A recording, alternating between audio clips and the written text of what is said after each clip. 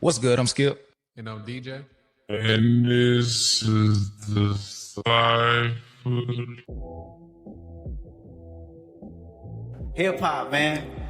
I said hip hop.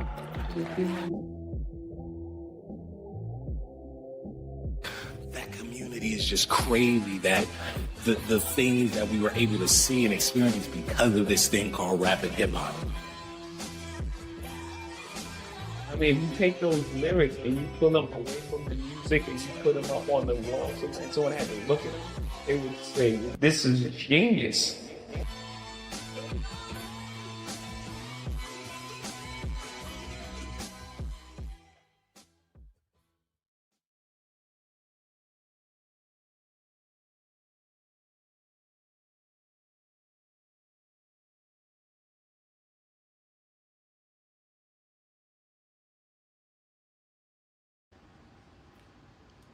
Yo, mic check.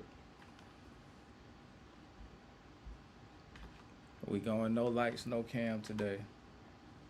We going no lights, no cam today. This won't be a regular occurrence, but today calls for it.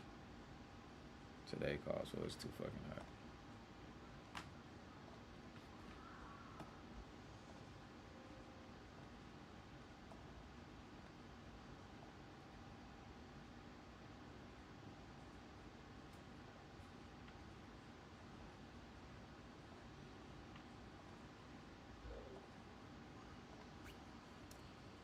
What's good, y'all? Okay. I'm letting y'all come in. Hit the like button on the way in real quick. We'll do roll call and, just tap in. This ain't going to be, a super long live stream, maybe 2 hours. I just wanted to pull up and rap with y'all before Saturday. We're going to do the normal live stream on Saturday, but I just wanted to tap in with y'all, see how y'all week was going.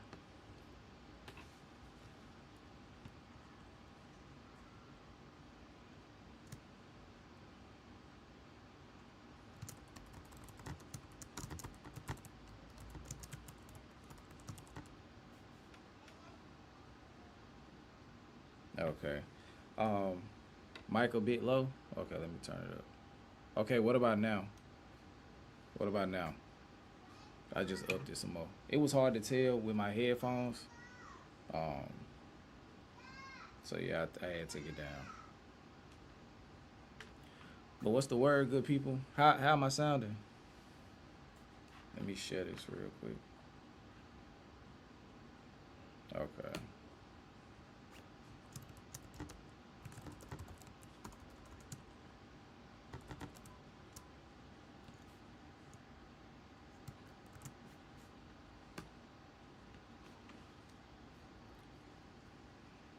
Yeah, she back there yelling. Because I got the door open. Because like I said,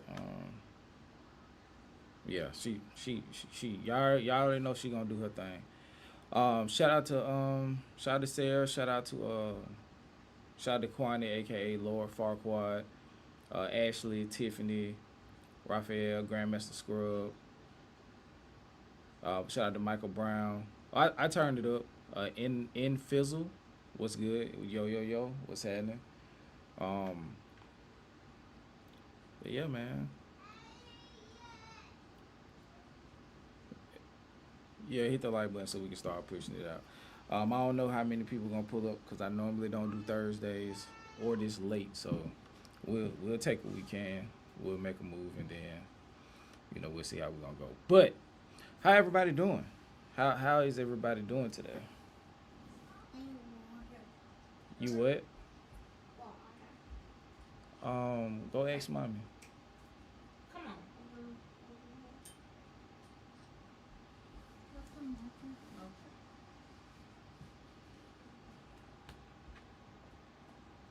Yeah, that's what you get for playing around. That's what you get for playing around. Now you Lord Farquaad.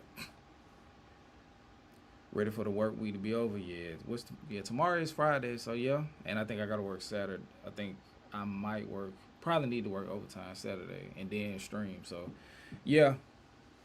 My off day, my sole off day for real is Sunday. Shout out to Jinxie.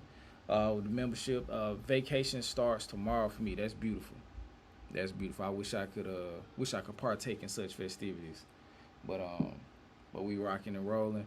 Shout out to BX Finest. I know the Muffin Man. Shout out to Sarah. She said Cole's fans forgot about Cole's 2024 car being on stage until people start pointing out the similarities. They went and found that, and like I said, and that's cool, you know, because somebody was like, well, how about the Kendrick fans and the J. Cole fans both shut up, because there were cars on stage back in the early 2000s and late 90s. So neither one of them came up with the concept, so how about they both shut up? And I was like, you know what? Fair point. Fair point. I ain't even tripping off that. So, but I did see that he has, he being J. Cole has started his tour, and I want to see what's going on. Shout out to Simply J with the 5 towards the goal, much appreciated. Yeah, shout out Simply J. Let's see. This feels completely different doing it without all the lights, but the lights add like 5-6 degrees to the room of peace, and I ain't really trying to live like that today. But yeah, let's go to Twitter real quick and see what's going on with J. Cole's show.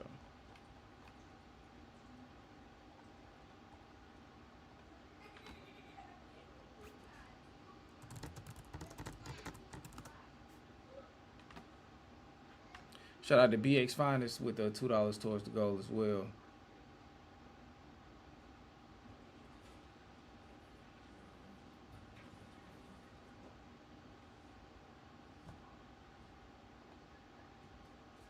Hold on.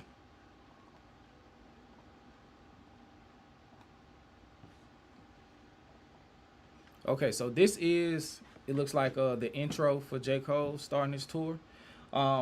I saw the set list. I'm gonna run through it real quick. I know we don't have too many like J. Cole fanatics here, but like, you know, just gotta see what's going on. We're gonna canvas some other stuff, but I feel like this would be a good place to start.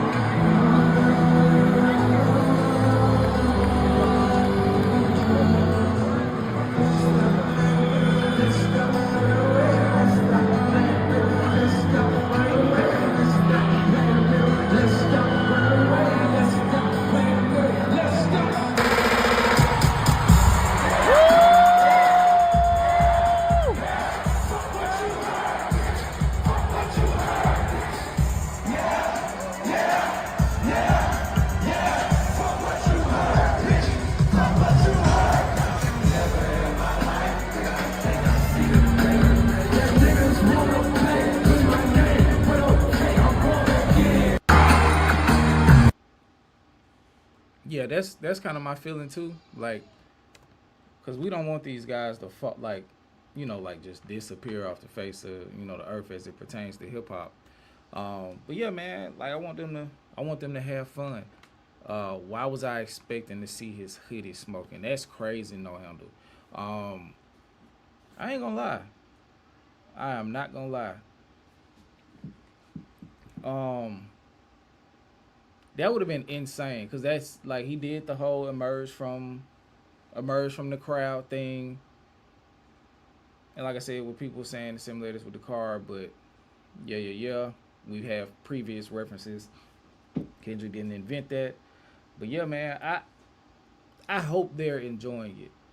We got the set list here. By way of a podcast that I will not give any respect to, so I'm gonna scroll up past their name. But this is the set list. Oh my bad, wrong side. This is the set list, and as a person who, you know, is a fair weather J. Cole fan, this is a nasty set list, like for my liking. Opening up with 3-9 intro, I understand it. going into 2-6. Okay, safety. Okay, run a train. Okay, legacy. Tell of Two Cities. Okay, Fire Squad. I get that one. Who the F is you? That's the Unabomber song. I don't like that song. I don't like Old Dog. I don't like Middle Child. But I understand there's a performance piece a lot. Nasty work, for real, at this stage. Johnny P's Caddy. I get that one. That's the fan moment. Lights, please. I get it. Two-Face. In the Morning. Nobody's Perfect. Workout. Can't get enough. The London. She Knows. The Let Out. Bombs in the Ville. January 28th. Wet Dreams. Get Off My D. Life Sentence. Love Yours. Power Trip. Planes. No Role Models. Quick Stop. The Fall Off Is Inevitable. He could have a much better set list than this. What is this, but this is like a C+ set list from J. Cole. Like, out of the songs that he has. Like, where is and for the people who don't really listen to J. Cole, like, y'all probably ain't even feeling where I'm coming from, but like, where is songs like Amari, what's the song? My Life that he did with Lil Baby. Where is Too Deep for the intro? It's so many songs that are missing. In place of what? Why is the London on here? Like,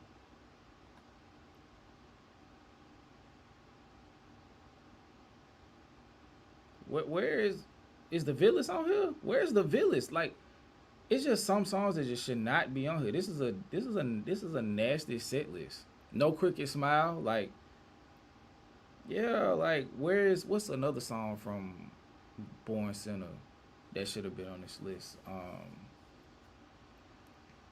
I'm not sure. I can't really remember the Born Sinner track list off the top of my head, but like, yeah, this is a CC plus track list. This is a CC plus track list. I get it. It's the Fall Off tour, so he went heavy. The Fall Off at the beginning. But shit, it's Fall Off songs that's not even on here. What's the song with him and Tim's in Future? Power Trip is on here. I think it's towards the Power Trip is towards the back end.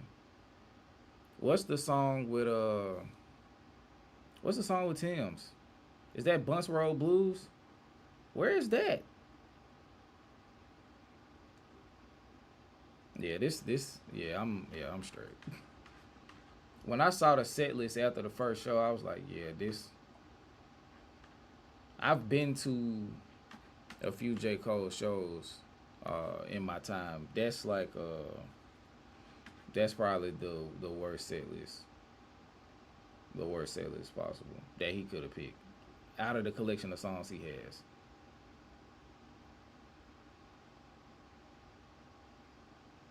And I saw him perform a piece of him performing. Okay, I'll just go ahead and play it. And then we'll get off J. Cole. But I did want to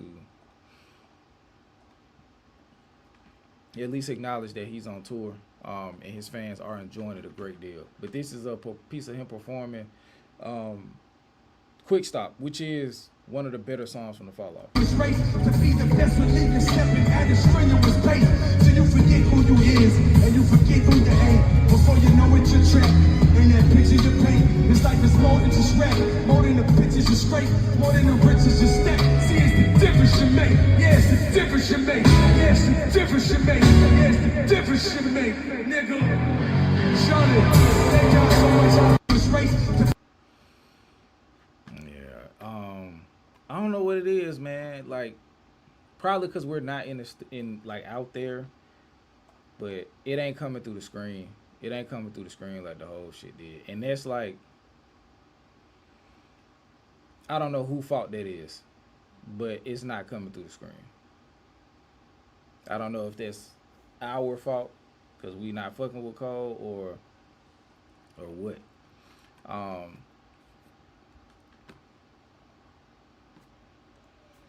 But on to the next piece of what's Buddy's name?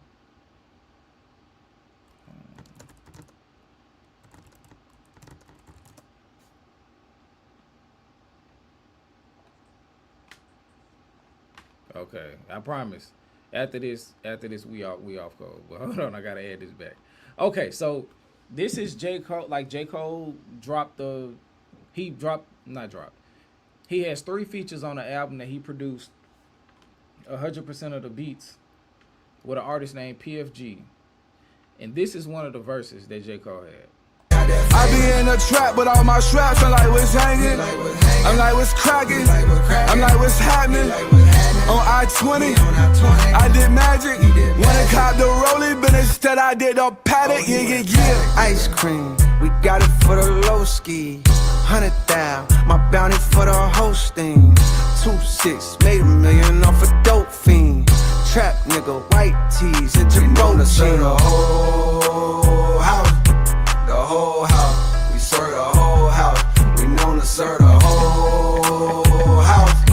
The whole house, we serve the whole house. We known to serve the whole. I don't know what's going on, bro. I don't know what's going on with salute to him, bro. I don't know what's going on with J. Cole, bro. I really don't. Cause I listened to the 3 features. Cause at first I had the mind to do a. What's up, baby? You what? Yes.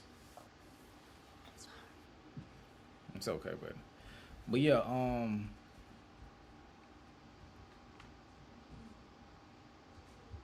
But yeah, I just don't understand.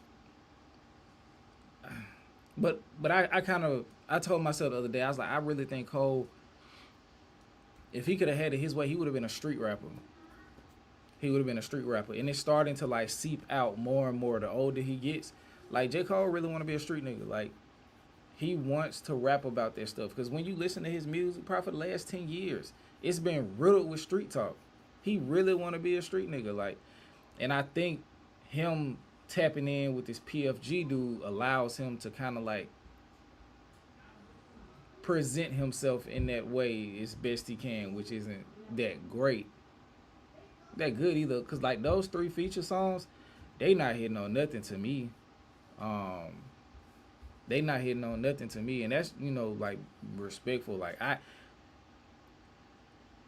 like one of the songs he was talking about, he'll hit your girl, then he was like, nah, I'm just playing, I'm off the market.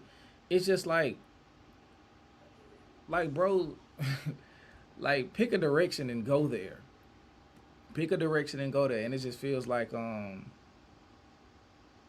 don't know. It's like it's just a lack of commitment for real. That's the biggest thing. But yeah, I don't want to spend the whole time kicking his back in. Cause I did see I watched the video Moni did where she was talking about it would have been a dope idea to put J.I.D on the cover of the Fall Off magazine. And I do agree. I think that would have been a dope way to push him at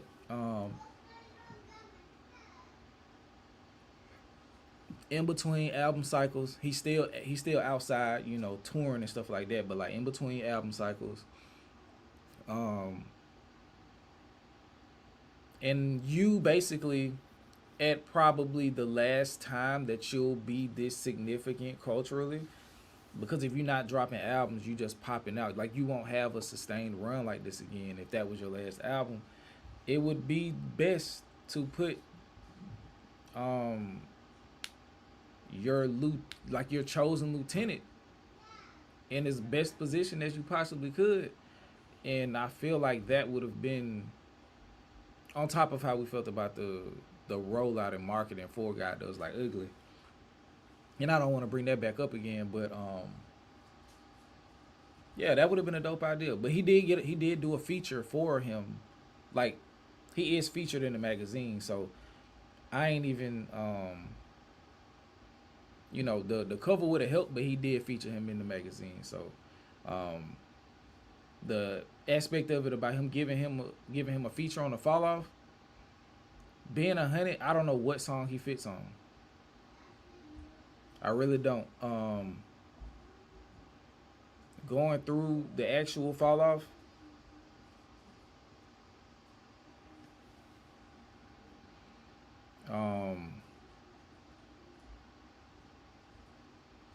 maybe the song with Future, the F Do You Know About My Struggle, F Do You Know About Jermaine, maybe that one. That's probably the only song that I can really see. That one, nothing on the second album. It would have had to been on that first album.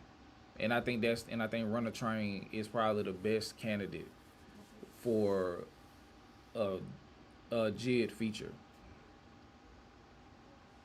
But other than that, I don't see him. It still sound low. Hold on, let me make sure. Let me turn you up. Hold on. Oh, that's why. My fault. Hold on. Okay, check me again. Check me again. Mic check. Mic check. Mic check. The setting was wrong. Check me again. Mic check. That's why I was picking up low. I'm loud now. I can't please you people. Much better. Yeah, the the setting was off. It was coming through the computer. That's why it wasn't picking up. But my fault. Yeah, that's why I asked, was I straight? But that's the one thing I don't like about StreamYard. It reverts everything back to the original setting. It don't hold like a preset or nothing, which makes it you have to go through everything meticulously every single time. But yeah, I'm glad you said something, so I went ahead and got that situated because we just started, and that's probably why people was dipping out. So yeah, but as far as the J. Cole thing goes, I feel like I'm hosting a radio station. Let's see. Shout out to Crown K. I don't know, Skip. He needed to be on that skate track opening Disc 39. It had bass bounce to it. What skate track?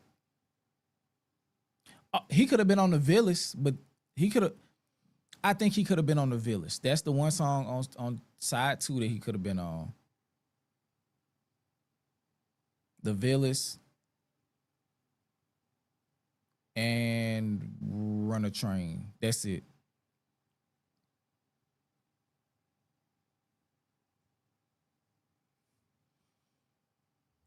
If only I promoted my artist more, he'd be platinum.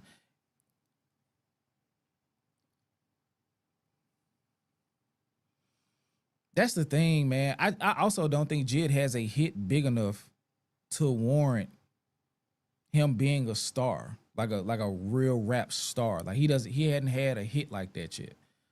And I feel like that's part of the reason, but we're not seeing enough effort to really showcase him on a level commensurate with his talent. Like it's almost like Eminem been giving him more alley-oops in recent time than it feel like J. Cole has, like outside of that big money play. Shout out to Infizzle. It's crazy how nobody pressed him about Port Antonio during his press run because he granted them an interview. So it wasn't gonna happen. It wasn't gonna happen. I think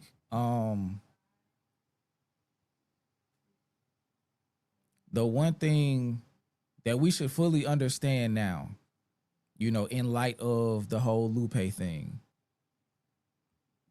that type of line of questioning doesn't create an interview to where, well, no, I won't say that. If the individual being interviewed does not want to discuss something, the interviewee or the interviewer, has a prerogative, not a prerogative, but has a choice to make. Either not do it or try to weasel your way into asking or presenting the question or presenting the thought to come from the actual interviewee.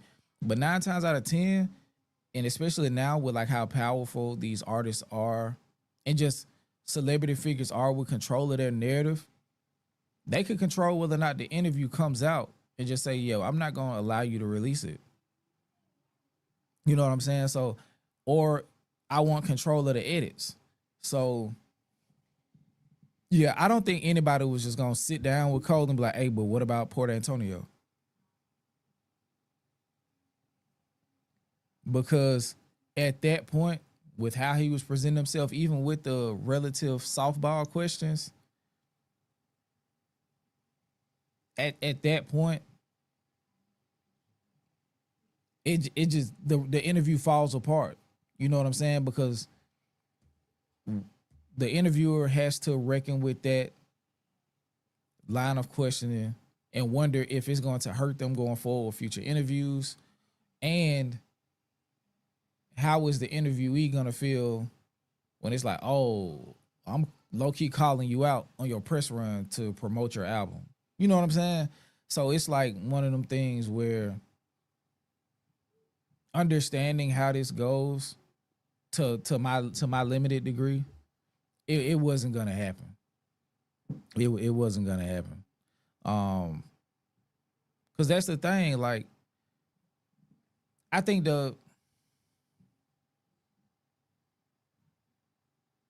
because even in like when Big Bank was doing his run of like interviews with the rappers from Atlanta, like that Young Thug interview and the 21 Savage interview to a lesser extent, he was presenting like follow-up questions, but he wasn't really like it. The purpose of it went for him to grill. It's to create a veneer of transparency. But yeah, who would want to be the person? Because what interview can you think of from a reputable journalist or media personality other than like Charlemagne, and that gave him a bad name to ask people questions that are like out of bounds technically. You feel what I'm saying? So in all honesty, that question was never going to be asked. And I think there are a desire for those questions to be answered, of course. And that's why, the conversation with, between Koala and Lupe, to a lesser extent, the conversation I had with Lupe and some other creators had with Lupe, is because some of those barriers that exist don't exist to as much of an extent.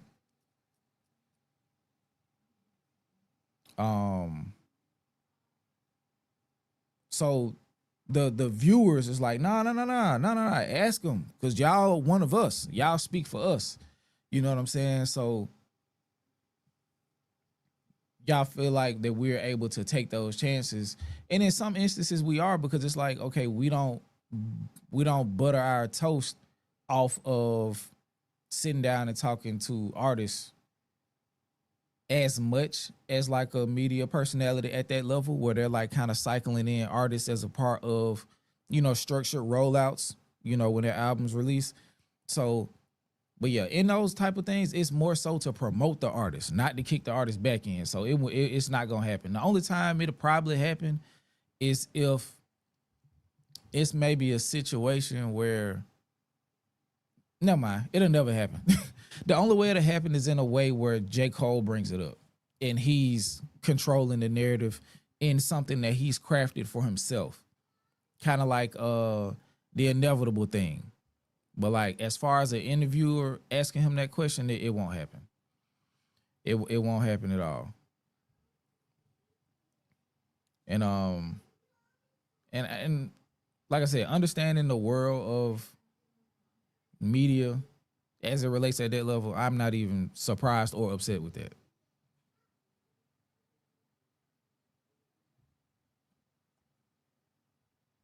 Shout out to Dre. Man, I don't even think it's like, and I don't even know if it's a bad thing. I think as far as the Eminem thing goes, I just think Eminem respects his talent. And I think Jid's always ready to rap. I think Jid is always ready to rap. Oh, for sure. Y'all was there for my when I did the 2 lives in the same day, going over those interviews. It was extremely, like, Cole did what Cole did. Don't get me wrong.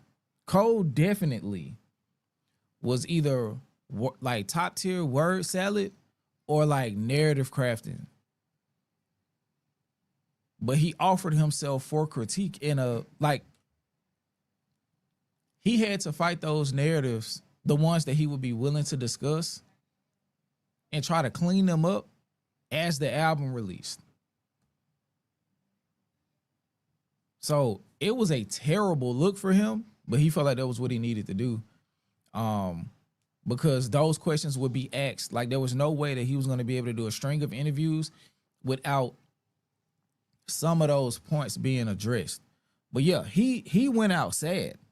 I'm never going to walk away from that. I just think the Port Antonio question specifically was not going to be asked because of what it leads to when you're trying to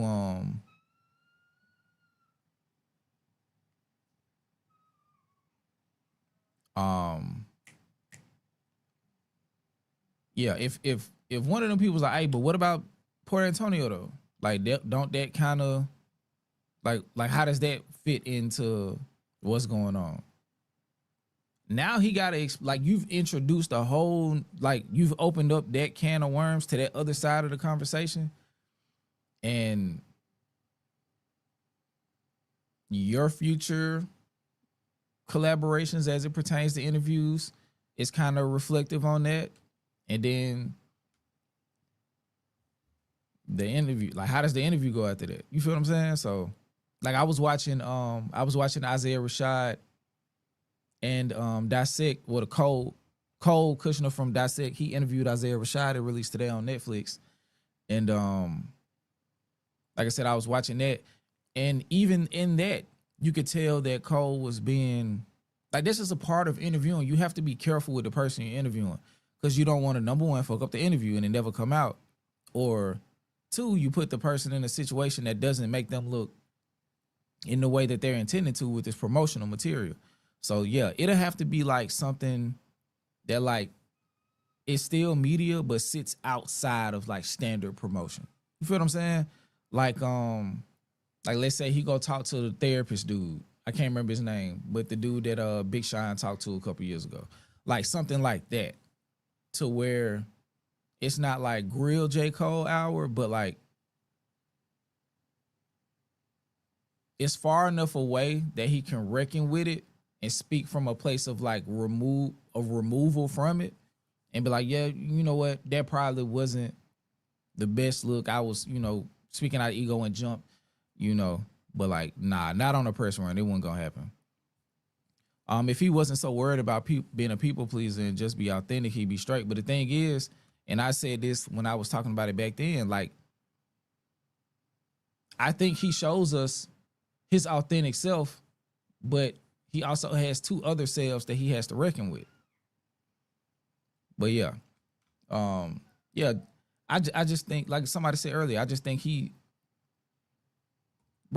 conflicted.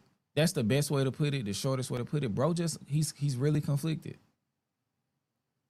He's really conflicted.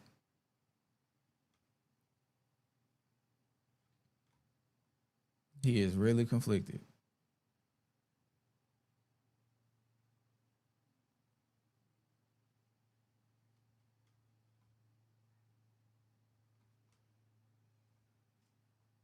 And speaking of conflicted, here we go. And this is per Hot New Hip Hop. Let's see. Colin Kaepernick sources reportedly call out Jaÿ-Z over Yankee Stadium freestyle. Let me see if I can blow it up so y'all can see it a little bit better. ads everywhere. But yeah, Hove name dropped Cap in his freestyle. Although much of the weekend was spent celebrating Jay's legacy, his freestyle undoubtedly rubbed a few people the wrong way. His Roots Picnic freestyle, for example, targeted everyone who was dragging his name, through the mud. Drake, Tory Lanez, Dame Dash, losers. And while that garnered plenty of applause, Friday night's freestyle, trying to silence the internet criticism, certainly didn't receive the same type of acclaim. Sometimes you gotta leave shit where it's at. One line in particular that caught people off guard surrounded the controversy with Colin Kaepernick. They digging deep for narratives. It's embarrassing. They running out of characters. Had to bring up Cap again. He rapped. Buddy took a check. I ain't even mad at him. But with that check, he had to sign a non-disparagement. And this is under the assumption that Colin Kaepernick, based on Jay-Z's words, had to sign a non-disparagement agreement with the NFL. Let's see if it'll play. You picking and choosing the politicking as usual.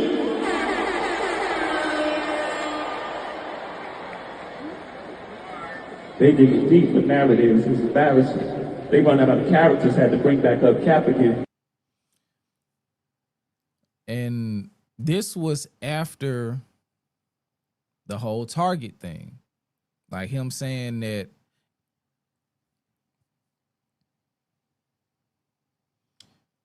y'all mad at me for doing a deal with Target, but you still use Google. You still use Amazon. You still use all of these other tech or just commercial giants that have you basically trapped one way or another in a spiral, and not a spiral, but just in this bubble of consumerism. Like one way or another, you can't escape them. You feel what I'm saying? So like, I think that was in bad taste from Hove, because it's like, okay, if like knowing all of the chains that were connected to the removal of DEI, like if we remove ourselves from every one of them, we're not able to function as like even as close, like in a satisfactory level. Like the amount of things you would have to remove yourself from if you decided to suspend interaction with everyone who, you know, disavowed DEI. That disavowed DEI. I think that was in bad taste, because it's like you're speaking from a position like understanding that these figures are big enough to where we can't necessarily escape them. So some people were able to choose the things that they were able to step away from. It's like, okay, we not rocking with Target. Black people made an agreement on a certain level that we weren't fucking with Target.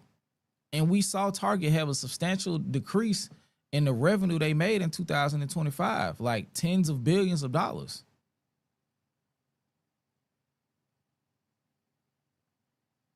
So it worked. That was a functional boycott.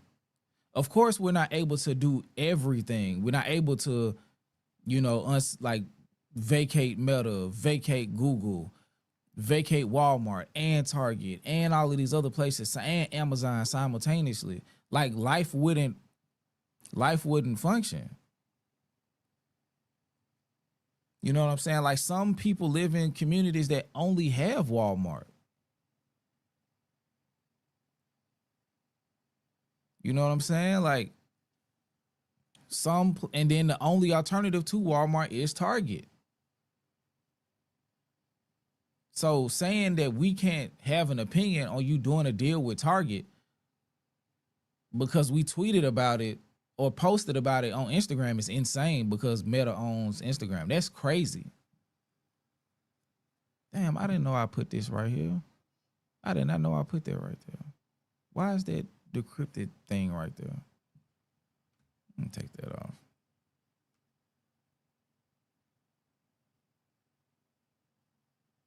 That's crazy. Let me take that down. That lady looks stupid. I did not know that was right there. But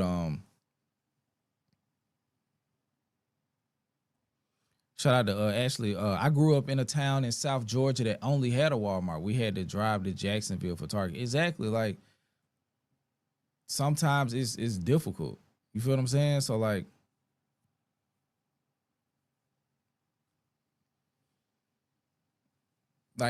if you show me a person that has completely removed themselves from any corporation that has unethical practices, and I'll show you somebody who's probably functionally homeless and like doesn't have a job or like lives in a mountain somewhere and they like hunt their food. You know what I'm saying? Like, that's why you have to be selective with what you can and can't do.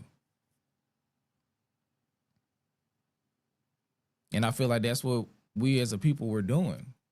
We were showing how powerful we could be when we make those type of decisions. And it really disadvantaged Target. It really did.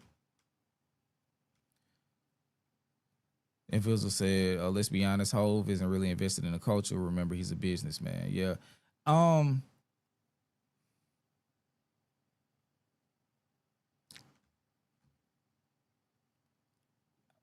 I think I say this. I think he leverages culture. I'm not sure if I'll say that he's not invested in the culture at all, but I will say he leverages it. And he's shown a consistent pattern of that. He's able to sell culture to these large corporations in a drought. And I said this a couple weeks ago. Like that's a big part of how he moves, like of how he's made certain big moves in the last decade and a half or so. He's able to leverage culture. And then it now they dangling him a crazy check.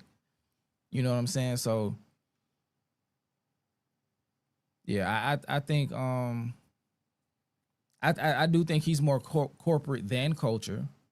And I think he understands his connection to culture. And he has to. He understands it very well. That's how he's able to pitch it and leverage it.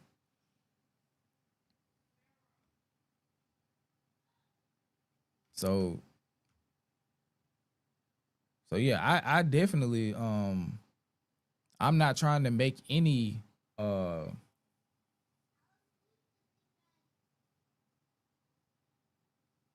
me see, any assumptions that he's operating earnestly. And I said it before, he leverages culture.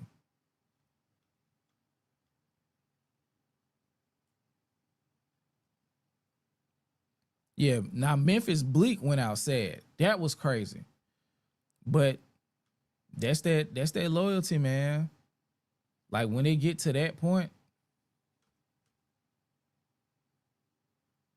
Oh, okay, cool. I can't.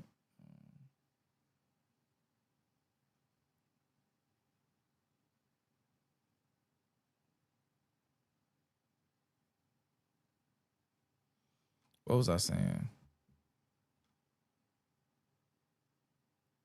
Yeah, most definitely it's bargaining chip. And I think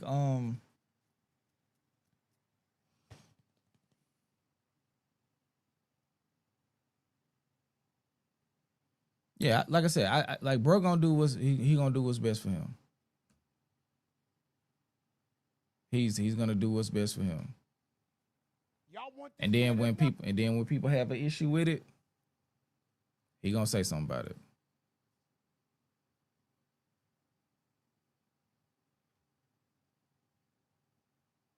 Can't get a verse. You ain't even worth the fee. Worst nightmare. I bet it ain't worse than me. The last.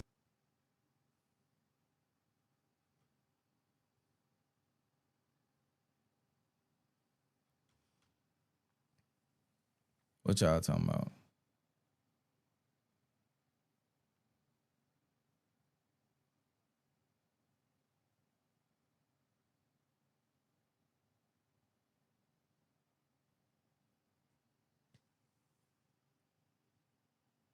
Yeah, then he was like, well, I don't really know about bruh for real.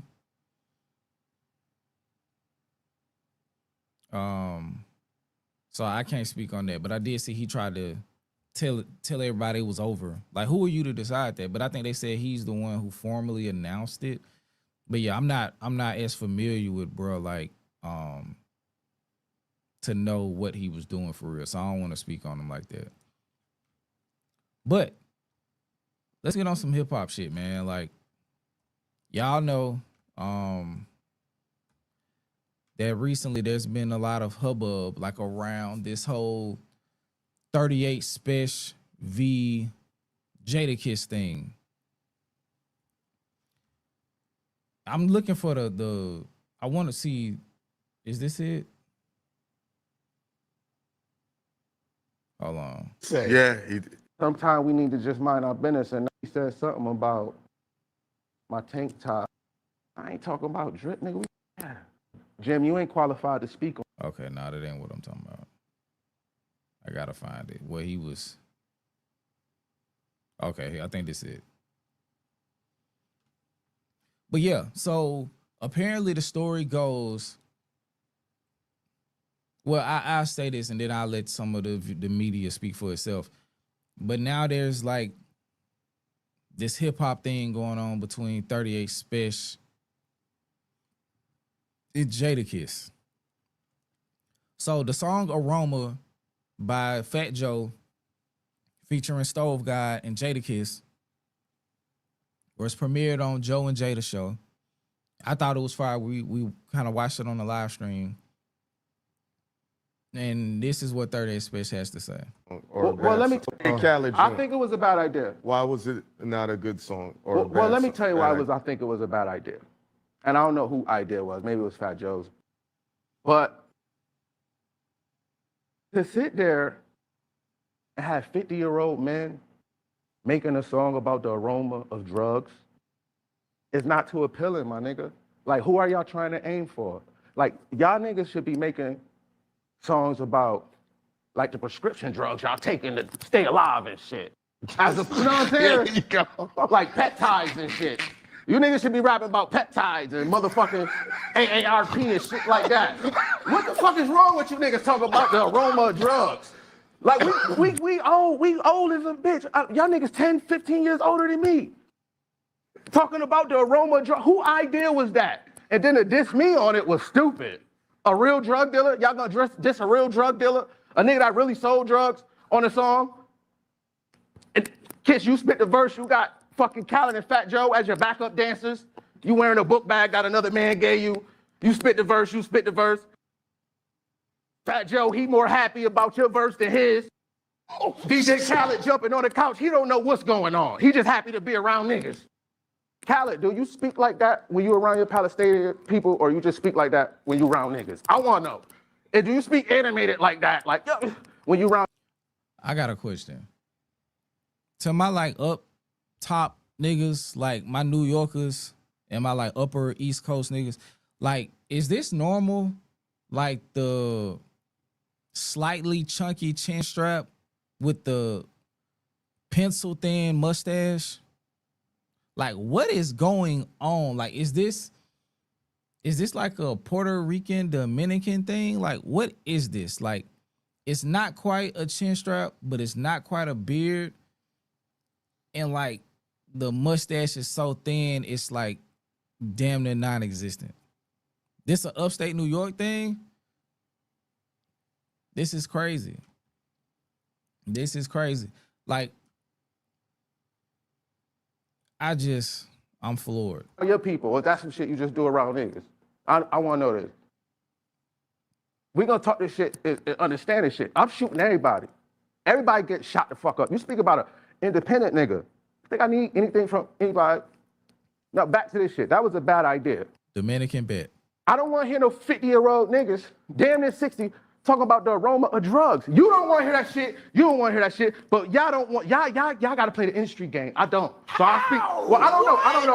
Nigga. I don't know. Y'all might need niggas. Nigga, I'm sorry. we're considered.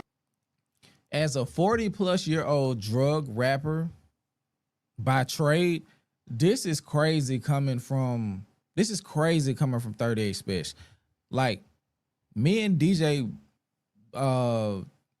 listened to Stabbed and Shot 2 as a part of the Road to 100. One of them seasons. And like, bro was on there talking about jail, drugs. That's what he was talking about, jail and drugs, and like the lessons he learned from the two things. Like, so to be like, this is like some of the most insane pot kettle black calling I've seen this week. This week. This is some of the most pot calling the kettle black I've seen this week. Like, come on, Spesh. Like, if you 40 plus and they in their 50s, don't that make you old too? Like, at what age does it cut off? Like, at what age? Like, is it like after 45? Or is it like just straight up after, like, once you hit 50, you can't rap about drugs no more? So I know you was tight when Let God Sort Them Out came out, and not to bring them in because they of age as well. Like, are you gonna change your subject matter in the next couple of months? I mean, yeah, the next couple of years.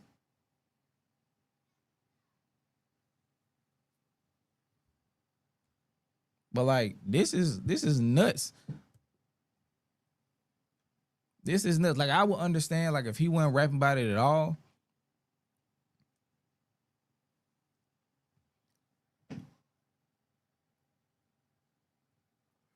And it's F Khaled forever for what he did to Ace Hood. Like, that's like, I was talking the other day, it's like, why niggas don't like Khaled? And then we started going through a list. It was like 6 bullet points to why niggas really don't fuck with Khaled. And I was straight after how he threw away Ace Hood. Like, Ace Hood is one of my like sleeper favorite rappers of like the blog era.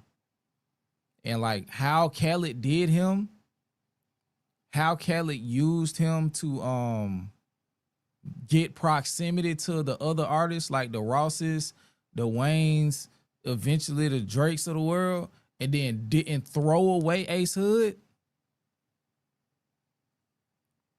Insane. Insanely disrespectful. Threw him away. And then continued to move on. Like, and when you like listening to Ace Hood, like post like separation from We the Best, his sense of like musicality and his ability to make projects has improved. But like, he was making heat back then. Like, he was on par with Meek, barring a like big hit or two, and like the right OG rapper standing next to him and cementing him. But like, prior to the release of Dreams and Nightmares, the album, him and Meek Mill was right there. They were like damn near the same person. Quality wise.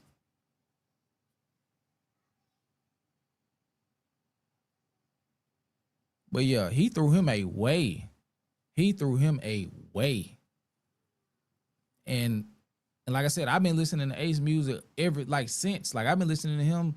Like, I didn't really listen to his like first 2 albums, but like the Starvation series, the Body Bag series, the albums he been making since like Trust the Process. Like, he's been very candid about his situation with DJ Khaled. Khaled threw him away once he no longer needed him to be the middleman. Like, once it was more we taking overs than Bugattis and hustling hard and all of that. Like, once he was able to like say, okay, I don't need Ace Hood no more, he threw him away. Ace Hood got out his deal, went indie, and he been doing well for himself. But yeah, like, it was several things. Like, Yeah, bro, really an opportunist. Like in some of the worst ways too. Me personally, I got an ick that he dyes beard, like that he dyes beard in his face, in his head hair like that. Like I don't like that either. Because it's just like Khaled. Because if we saw how you looked for real, we wouldn't rock with you. We really wouldn't rock with you. Because you look like everything that you be doing. You look like a crook and a untrustworthy individual. Shout out to Scream Himself with a 10. It's after 45, hashtag past peak. Well, shit, he's approaching it. He's approaching it. He should kind of start, like his next couple projects should be kind of shifting the narrative on how people view him musically, if that's the case.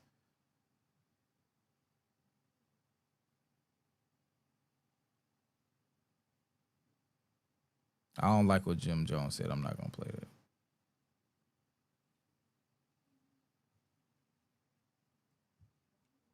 Let me see.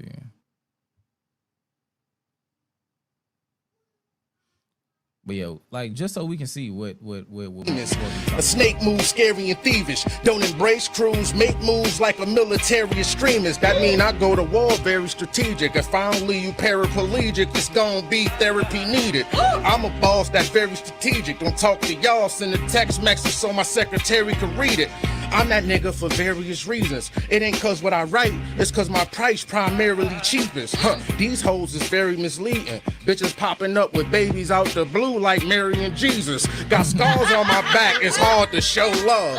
I seen niggas murder my dog in cold blood. I made my first 100 large with no plug. Yeah, I rap not as much as I rob and sold drugs, nigga. Leave the streets, I'm already planning. But when I oh yeah? Up, it's 100 pounds or better, bitch, I'm heavy-handed. Oh, yeah?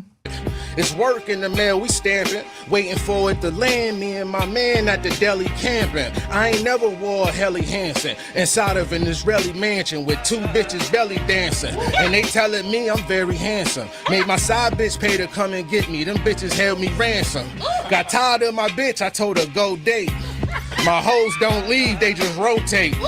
My man came home from a coke case. I gave him a bird on the arm like Ghostface. Oh, okay. Okay. So it's like, okay, like, let's say like 52% of that verse was about drugs. 52% of that verse was about drugs. And don't get me wrong, I like this type of rap. I'm not saying that we should get away from it. It's like, I don't know morally, but it's like, bro, you just said like we too old for this. And here you go. At the peak of your powers is when you talking about this.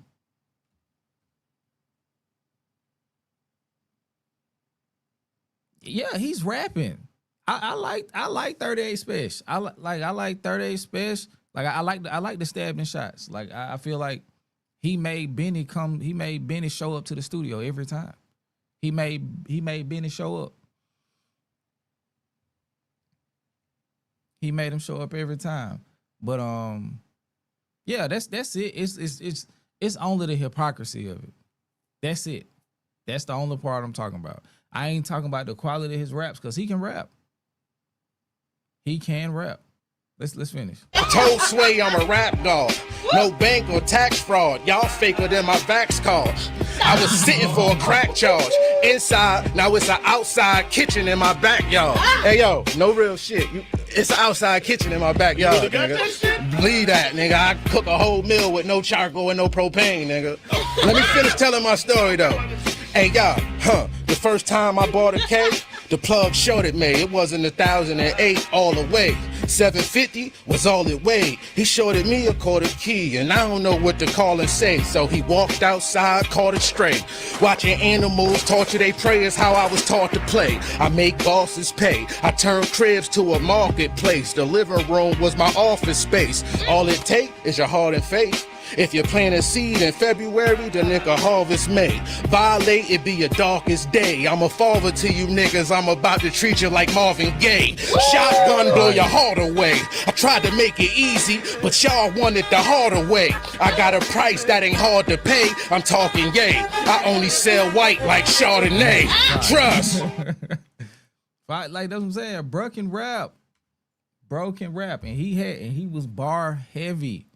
He was bar heavy. I don't know if he can mess with. I don't know if he want to go to war with like Jadakiss though. I don't know if he wants to go to war with Jadakiss though. Shout out to Drake. Kiss spent more time drug dealing than rapping. What the hell he's supposed to rap about?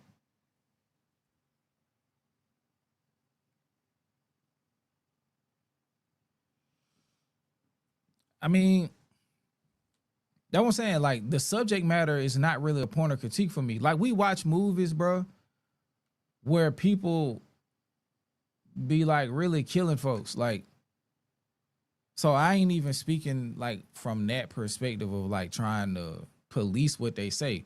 Cause like if you've watched and been a fan of the Godfather series or Goodfellas or Boys in the Hood, Hoodlum, fucking Oz, Paid in Full, The Wire, you know what I'm saying? Like you ain't really got no room to talk because you're already showcasing that you're a fan of this type of content, The Sopranos, all of that. You know what I'm saying? So it ain't even about that necessarily. It's strictly off the strength of bruh saying, yeah, don't y'all niggas think y'all too old to be rapping about drugs? And he go talking about stamping the work and all this other shit. It's like, come on, bro. Like, come on, family. Come on, family. Don't do me like that.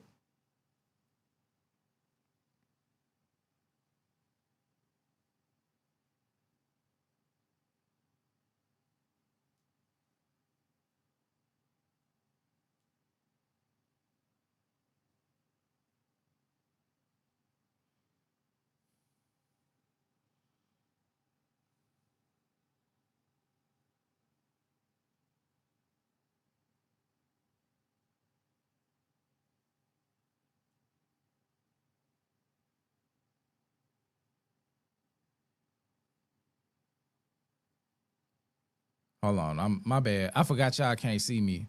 I got wild quiet when I was scrolling Twitter. My fault.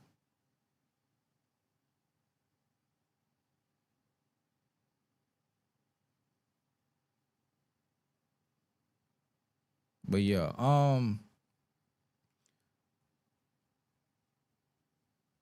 I think the weight of Jadakiss's legacy would help him in that back and forth.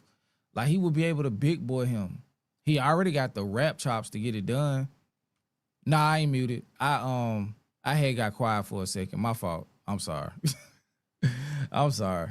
Like I said, I forgot that. Like, this is my first time ever doing it without the lights. But like I said, it's too hot for that shit, so I cut them off.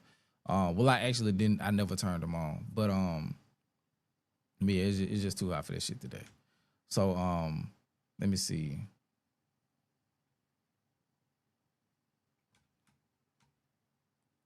We gotta do it.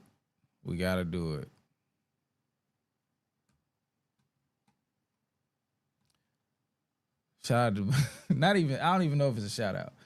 But Boosie Badazz, man. Like, the one thing that I've learned this week is nobody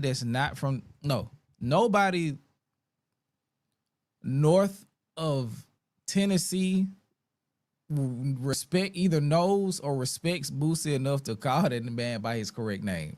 I've heard people call this nigga Bootsy, Boozy, Boots, like just all type of shit. It's like, bro, this nigga name is like easy as fuck to say. Boosie Badazz.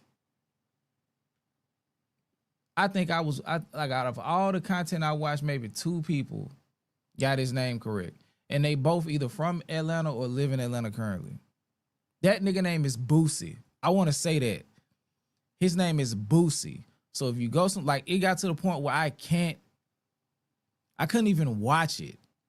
Like, I couldn't watch the content because it's like they kept saying his name but kept fucking his name up. It's like, yeah, the thing about Bootsy, it's like, all right, bro, I'm straight. I'm straight. And it's probably because I'm sensitive to like name pronunciation, but yeah, I was like, nah, I can't even tap in. But your nigga name is Boosie, not Boozy, not Bootsy, none of that. The nigga name is Boosie Badazz, bro. He even spell it for you. But let me see. Boosie Badazz, and this is per Hot New Hip Hop. Boosie Badazz seeking a refund after spending $600,000 on pardon from Donald Trump. As a street nigga, this is embarrassing. As a street nigga, this is embarrassing. This is indeed embarrassing. You let them niggas like finesse you all crazy. Boosie Badazz has been looking for a pardon in his federal gun case, and he has gone to great lengths to make it happen. Boosie Badazz is currently embroiled in a legal battle against Jacob Wall and Jack Berman of J.M. Berkman and Associates.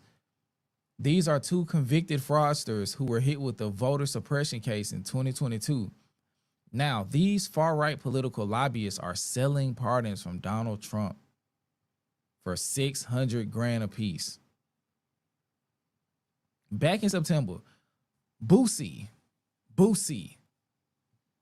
was seeking clemency for his federal gun charges. The best way to achieve this was through a pardon from Donald Trump. However, that requires access to Donald Trump himself. Access that Boosie didn't have. That's why he ultimately sought the services of Wall and Berkman, who sold him on the dream of getting the pardon. They were real aggressive, man. They were talking like they had Trump on speed dial, man. Boosie said, according to an investigative piece from Notice. In the contract, it was stipulated that J.M. Berkman and Associates had until January 31st, 2026 to get Boosie pardoned. That day came and went without any results, and now Boosie gets now Boosie wants a partial refund outlined in the contract. Boosie Badazz wants his money back, and this is from Kenneth P. Vogel. Don't know if he's a good person or not. This is from Twitter. The rapper Boosie Badazz wanted a Trump pardon, so he paid $600,000 to convicted fraudster, yada, yada, yada. I ain't gonna lie, like, this shit is kind of bad. It is kind of bad, bro. Like, it's nasty work, bro. It is nasty work. And it's like all of the people, well, Boosie stuff like on guns, I think. But like Diddy and R. Kelly freak asses both want pardons too from Donald. So it's like all of the perverts want the pardon. Presidential pervert pardons. We ain't going. Presidential pervert pardons. We want no participation, and we will not support them. We shall not support them. Let's see, what's this? Let me see. I gotta tap in with Maul real quick. Hold on. Tap in, you send me the picture. That's crazy. Shout out to Charles Brown.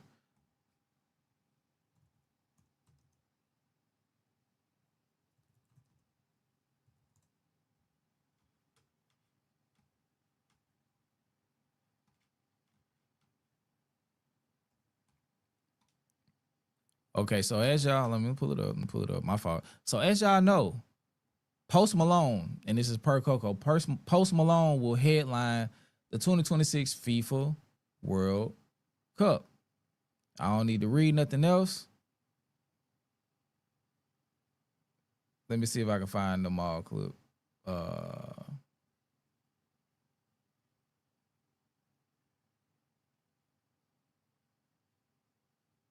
Come on, Maul, where you at?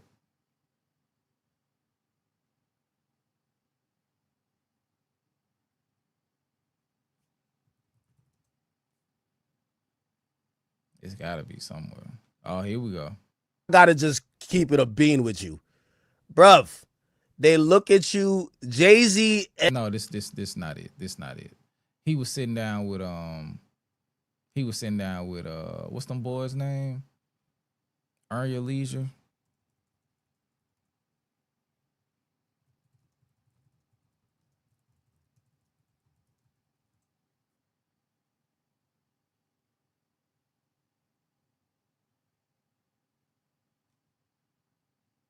Nah, hold on, twin.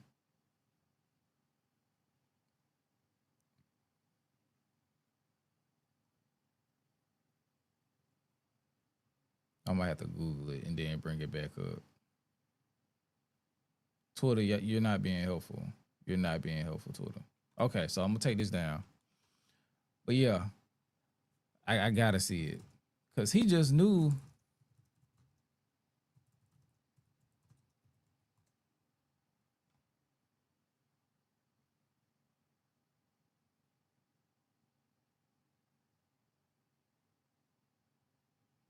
And speaking of, Okay, shout out to our famous cousin. Shout out to our famous cousin Moni.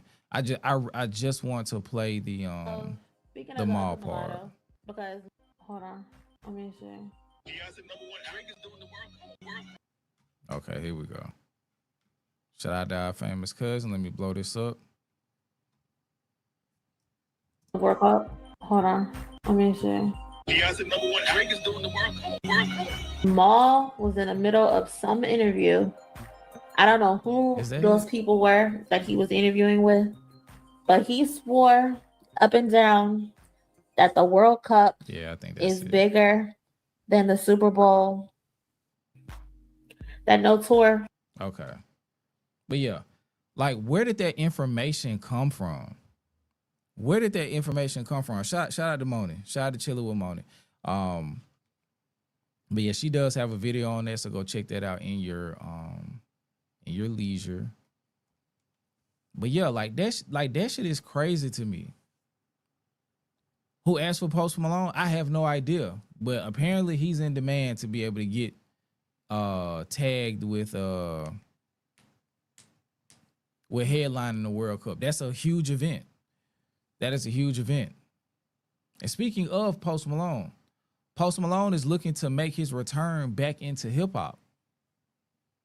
He premiered a song and it made it to Twitter. I'm not gonna play it. You know, I want him to stay exactly where he's at. I don't want him to pop back up in hip hop. I don't want you doing your rounds. I don't want none of that. I want you to I want you to stay where you at. Exactly. Return to sender. Facts. Shout out to Doom. I want you to stay exactly where you at. We don't want you here. You ran off.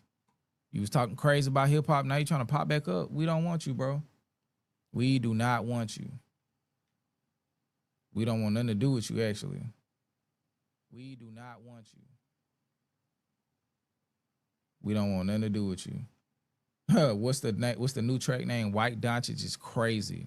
I don't know. I have no idea what he was premiering it or previewing it like a little snippet in the studio. I don't want no part of it. I ain't even gonna give it no, you know what I'm saying? I don't even want to give it any light. I don't want nothing to do with Post Malone. I don't want anything to do with him.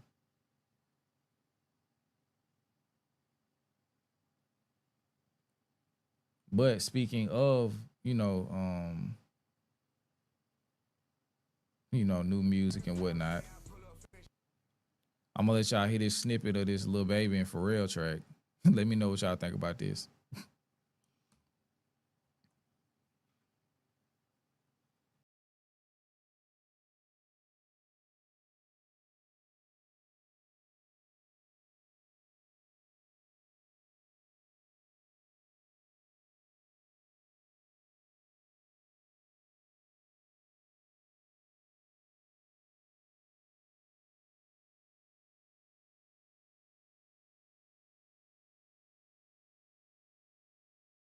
That's all I need. I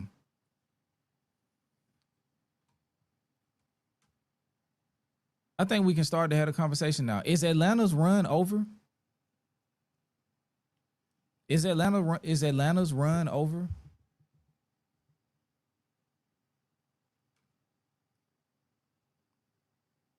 I think it's a real question now. Is Atlanta's run finally over? That was a Lil Baby track produced by Pharrell.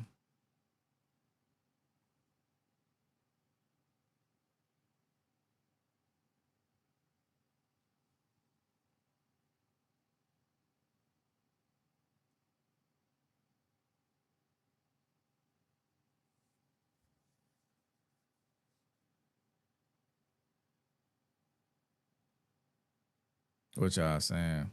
Depends. What you mean, Cam? Who's really popping down there? Like popping? Future dropped last week, and he's gonna go. It's another #1 album, but I don't think it's not gonna have the same first week success that We Don't Trust You had. I think it's set to do 135. So in the commercial space, it's not hitting as much. And critically, I haven't heard anybody say anything good about the album. And I haven't even heard, I heard pieces of the T.I. album. I may have heard half of a song on the Future album. And I probably won't listen to them albums either at all or to the very end of the year. Because like for the next at least 2 months, I'm listening to one album for real. Like one album will have the lion's share of my time unless I'm in the gym. I'm going to check it out. I just don't have time right now. Like we finished the Isaiah Rashad album breakdown. If you remember, you've had the opportunity to watch it. It'll drop Thursday to YouTube. I mean, it'll drop Saturday on YouTube at 3 p.m. Central Standard Time. So I really hope y'all go tap in with that. I think we really got in our bag. Me and DJ really got in our bag with this album breakdown. And the next album we're gonna touch is Damn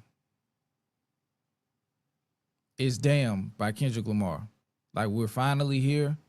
We're building out because like I said, it's gonna be 10 episodes. So we're building getting all of the literature in order. We're getting all of the literature in order to so we can cover 10 episodes worth of material. You know what I'm saying? But like, so that's the album that I'm listening to for the rest of at least to mid to late September. I'm listening to Damn at least 4 times a week. Frontwards, backwards, shuffle, however, you know what I'm saying? I was listening to it the other day and I think I added an episode. You know what I'm saying? So and I have this thing that I think I want to do too. I'm not sure how we're gonna release what day of the week we're gonna release the episodes, but I think I kind of want to do like how they used to do on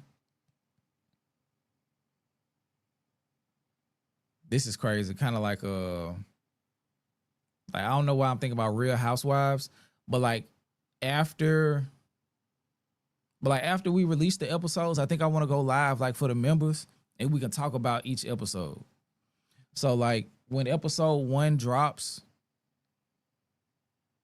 let's say if it drops for the members on a Wednesday, I don't know, it might drop on a Tuesday or something.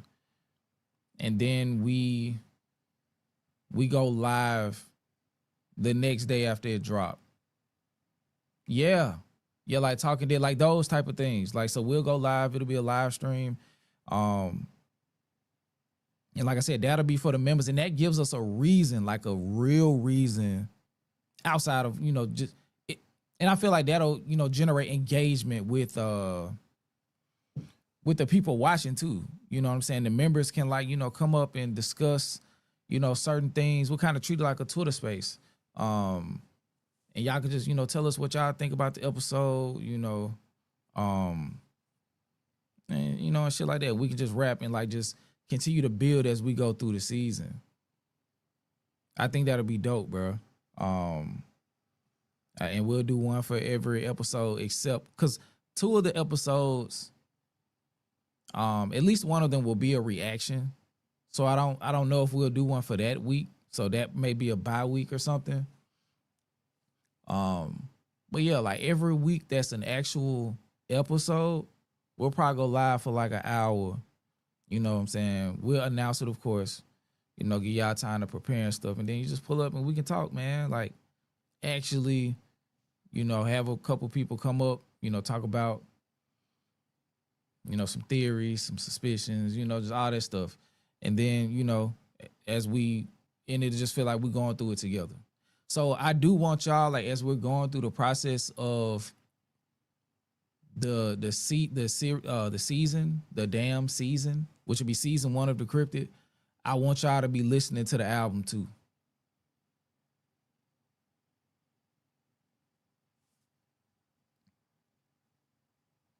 For sure. I'm telling you, bro, like I'm so locked into the album, bro.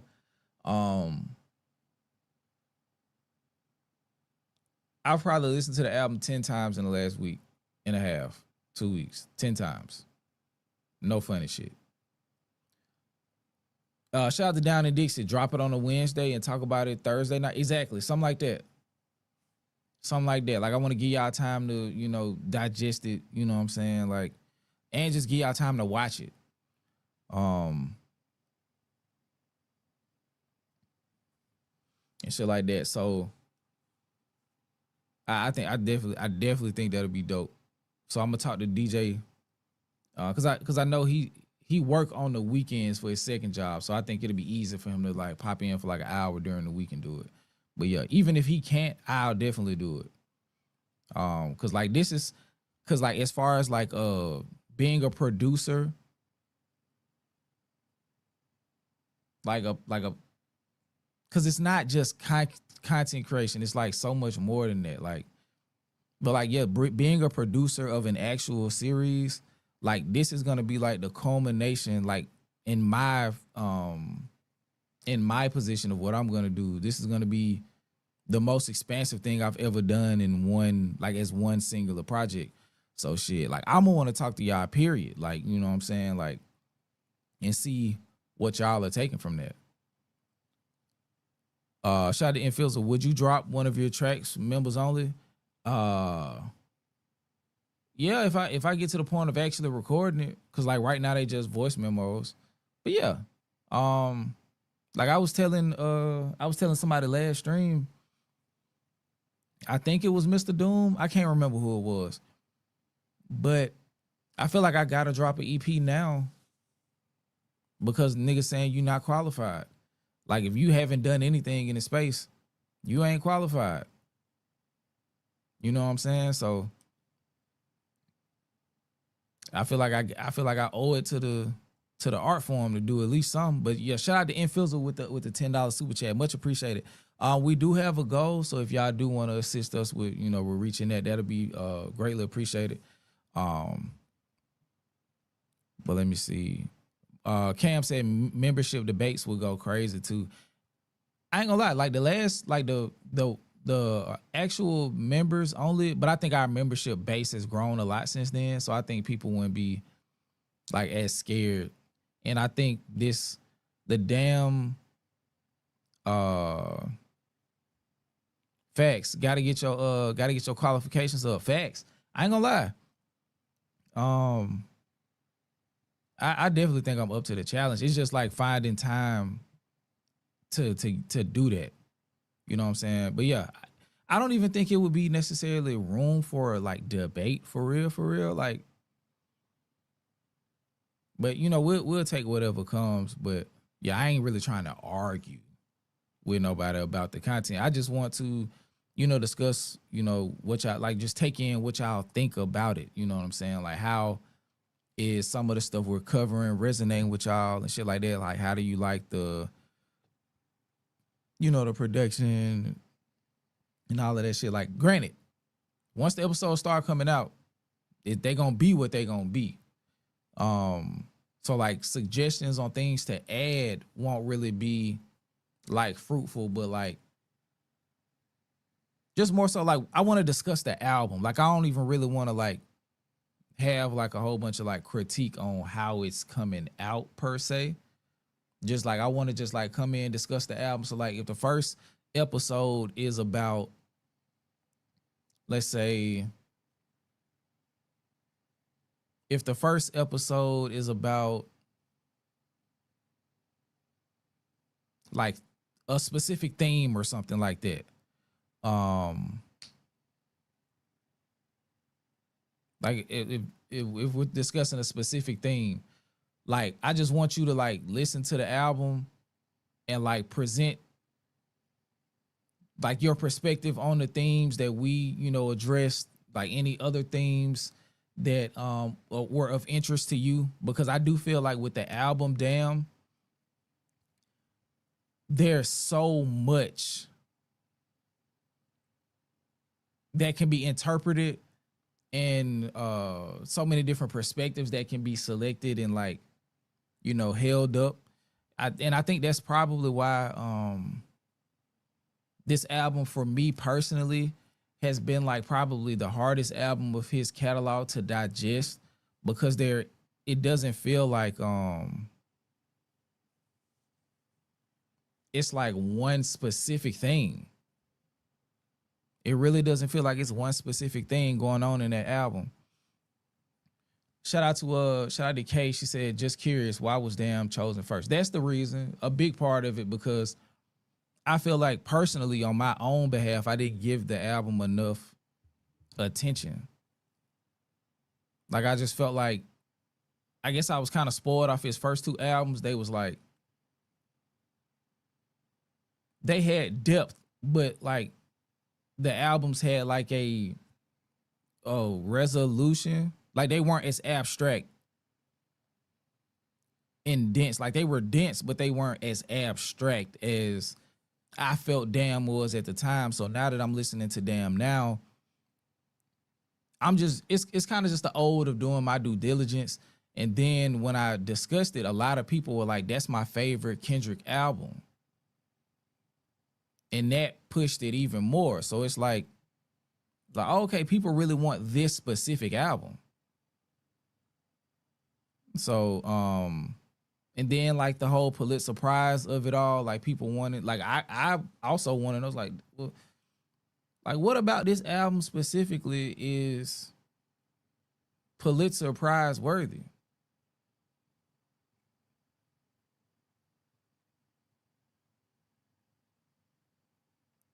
You know what I'm saying? So like just going back through it.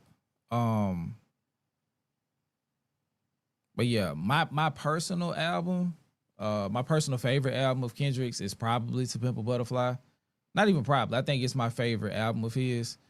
Like I got a whole new layer of respect for Mr. Morale. I like Gen X a lot.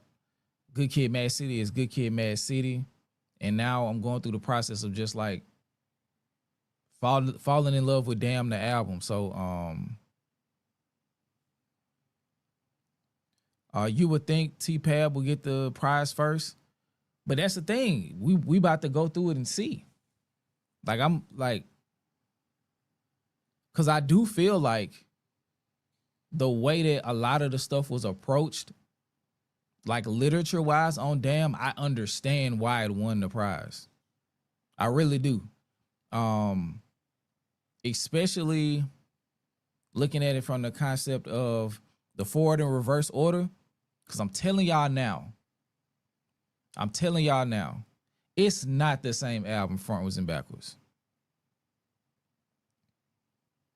It's not the same album frontwards and backwards. It's not. It's really not. And like that's as much as I'll say, cause I don't, like I'm telling you, like the amount of work that's gonna be put in, I don't want to spoil nothing, but I will say it's not the same album frontwards and backwards. Shout out to Screaming Set with the 5. 50 years from now, people will still be breaking down Damn. Exactly.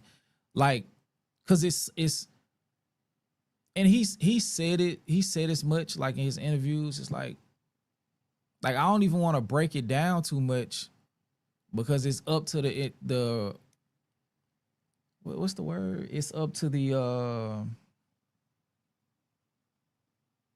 interpretation of the listener. It's up to the interpretation of the listener. And I think I do think that there is a great deal of resonance in that statement. So it was his favorite at the time of release of Damn, it was. I'm not sure if it still is, but like when he released Damn, he said it was his best.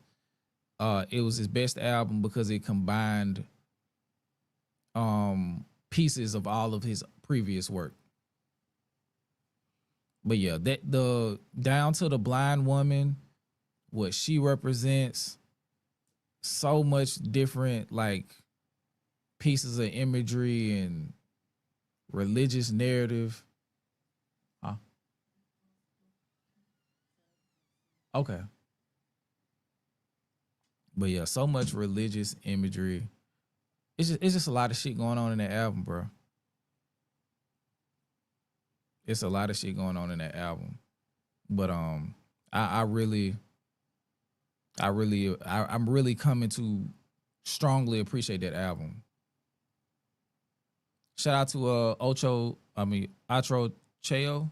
Hopefully I pronounced that correctly. The Pulitzer is for how he tackles social themes through his personal narrative. He had done it in To Pimp a Butterfly, but Damn was when the Pulitzer audience caught up and had more traditional Americana facts. Damn is a masterpiece, low key. It's, bro, I'm telling you, like, I ain't gonna lie, it may rise up on it may rise up the ladder. It really may rise up the ladder. I ain't gonna lie. It's, bro, just listening to it, like listening to how compact it is, like as far as a listen, I think it's like 50 minutes. He in and out. And then once you expand and like you treat the songs as like independent bodies and then start to glue them to certain other songs and watch how the narrative like is like on some everything everywhere all at once type of shit. Like it's a lot going on in that album. It really is. So I think the biggest thing is like just further examining execution. Open the door. Mm-hmm.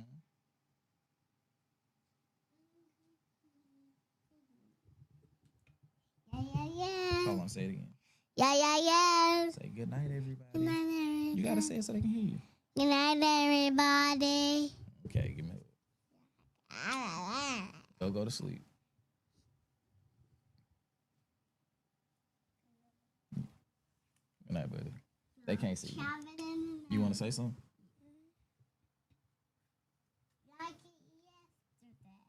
Say what? Like it yesterday. Go in your room. Yo. Hold on, say it again. They ain't heard you talk before. Yo.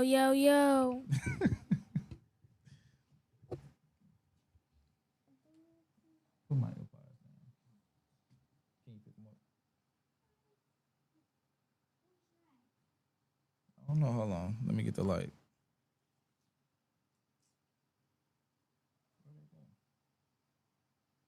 Hold on, y'all. Where'd they go?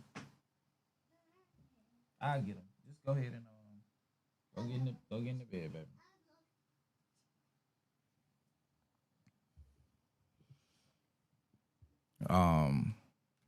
Yeah, what I was saying? Okay, yeah, with the Damn. I'm gonna stop talking about it because I don't want to start saying shit. Yeah, bro, he growing up. He's growing up. About to go to second grade.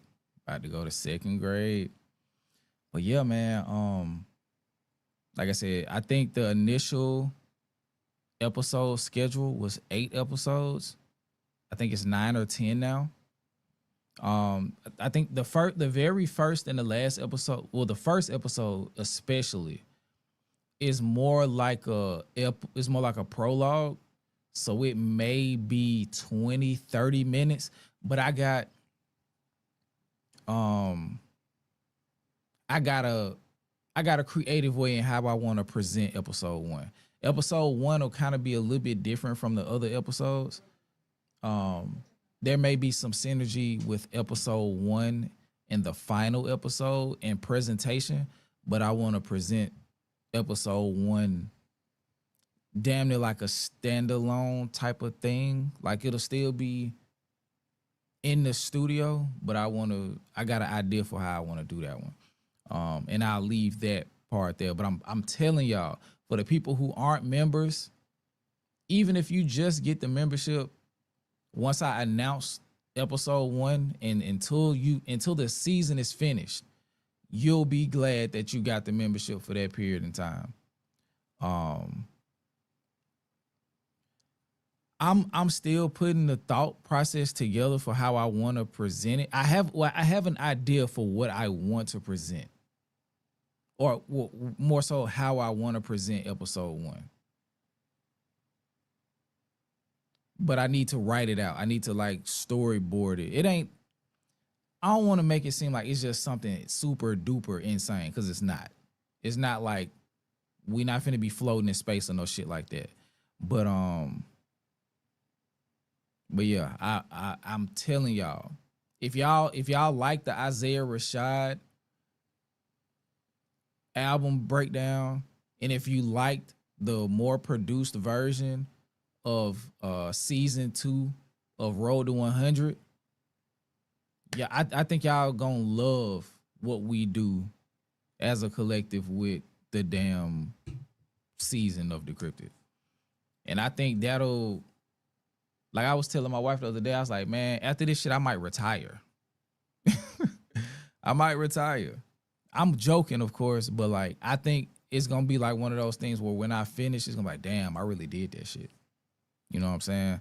So, yeah, I think it's gonna be dope. I really do. So yeah, we're gonna get started. The goal is to start shooting soon, but I want to have like the first 2 episodes already mapped out before we start with the first one, and I want to have the first 2 shot, edited, and prepped for release before we release the first one.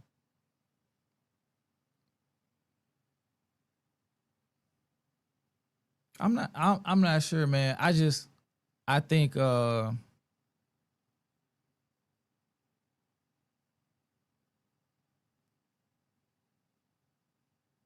I just think hopefully it's an important submission to the lore of the album. I hope it does the album justice. I hope it does our platform justice. And I hope, the skills that I've, gained as a producer and will gain through the process does the series justice. You feel what I'm saying? Take all the footage and make a damn doc.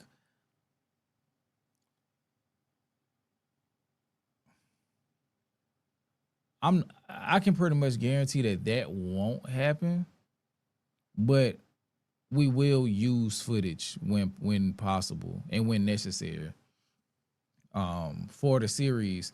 But like making a doc, which will be shit, like that's a whole project within itself. So I can't promise that. But what I can promise is we're gonna do our very best with this first season. And if y'all like it, we'll come together and decide what will be the next season of is the damn doc is mine to use.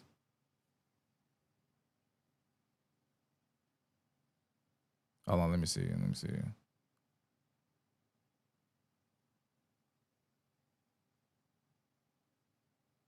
Hold on, what you mean? What you mean, Duma? I'm a tad bit confused. But yeah, man, we gonna get that shit done, bro. We're gonna get that shit done. That's the only thing on the table right now. Unless somebody big drop. Of course, I'm gonna try to. The goal is to, like, in that meantime, get back on the feature list shit, on the feature run stuff, so the YouTubers will have something, you know, on top of the live streams and shit to watch.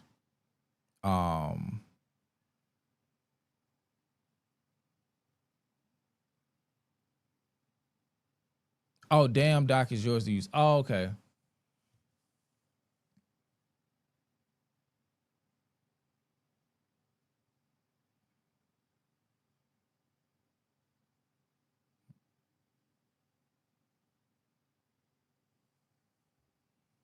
I ain't gonna lie, I might be stupid.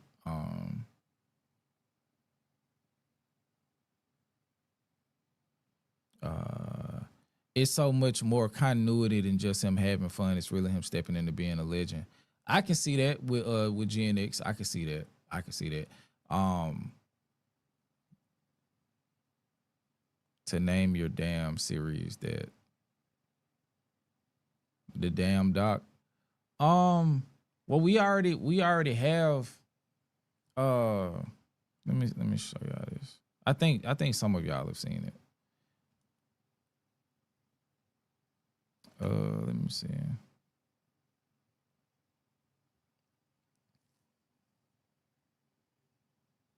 But this is like the working, like one of the initial working like pieces of art for the actual series. I mean the actual season. But yeah, it's called we've already, you know, built that, like this particular like subsection of the Decipher platform is called DeCryptEd. That the season is called DeCryptEd, and this thing, you know, these long elongated album breakdowns and deconstructions are called the deep narrative analysis, which is the DNA. So it'll be the DNA of Damn by Kendrick Lamar.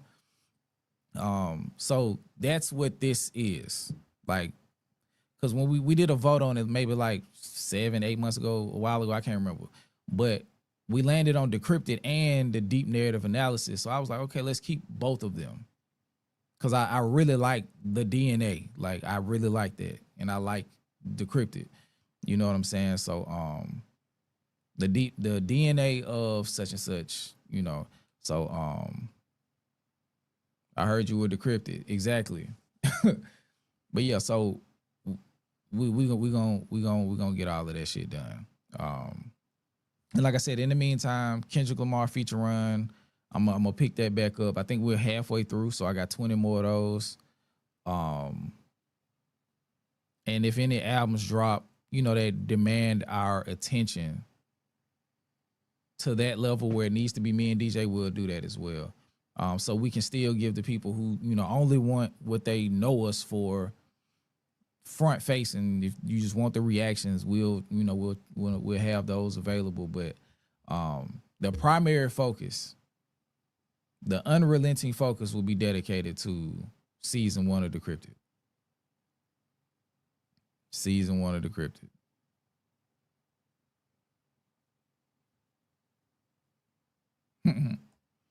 But enough of that. Let's see. I do want to talk about Maul, and then we can.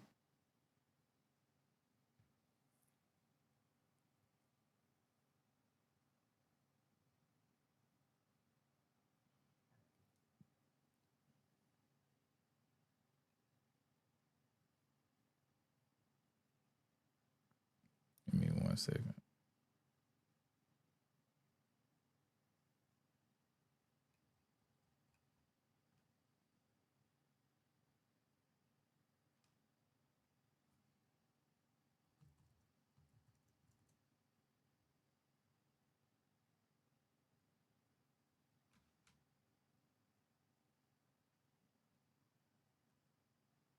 Hold on. Okay.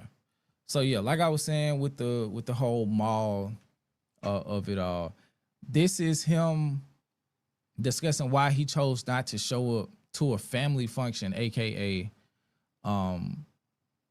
the Jaÿ-Z festival. Crazy. I didn't go to any of the shows this weekend was because I'm not. I know this is Jay's last run. Like I know this is it. Like, and I don't want to face that as just a fan and somebody. Like I don't want to. It's like going to the funeral of somebody you love. You can't. I don't want to face that, bro. Like this is the epitome of, this is it. This is the victory lap. This is, like I'm done, bro. I'm 60 years old. This is just looking back at everything I've done. The moments that I've created, the music I've given, the culture and things like that. And I don't know if I was ready. Ready to see that. It was just too much. It was like, nah. Let me just chill. I'll see the clips, some streams here and there. But I was just like, I'm not ready to see Jay on stage in New York, possibly for the last time. Nah, I'm not ready for that, man. It's not, because then what's next? What's after that? What do we have after that? Like it's some real shit. It's some real questions and conversations we have to have coming off of this whole run right here. Like what's next? Maybe we need to thank the city of New York for denying the Caesars Palace Casino. Because had Rock Nation gotten that bid, I don't know if we would have gotten any of this shit. No. I don't know if we would have ever gotten Jay back on stage again. Thank you, the city of New York.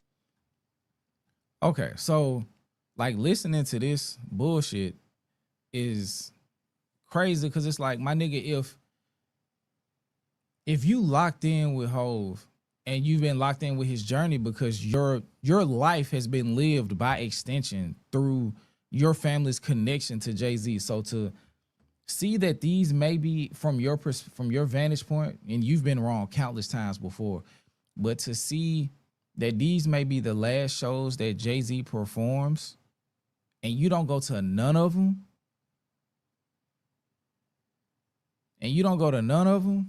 like what sense does that make, bro? What sense does that make? If one of my homies like was hugely successful at something to the point where he finna hang it up, those are moments I want to see because I know that we will never see them again. It does not make sense. It does not make sense. So don't you think like you would have remorse or regrets if the last showings of this individual performing at anything remotely close to their peak, you decline because you can't allow yourself to see it? That don't even make no fucking sense. You know how bad I wanted, and I ain't even connected to Kobe like that. You know how bad I wanted to see Kobe last games? You know how mad I was that I actually initially missed his 60-point final game? So I could imagine being somebody that was cool with Kobe or connected to Kobe and missed that game or decided not to go because they didn't want to see it. And then you miss one of the most legendary performances of the individual's career. And then after that, God rest his soul, Kobe died 4 or 5 years after that. And not to put that on Hove, like that's definitely not what I'm trying to do, but like just, you don't know what tomorrow brings. So to like just throw away those opportunities is stupid. And if this got anything to do with Drake, that makes it 10 times more worse. That makes it 10 times worse because you're allowing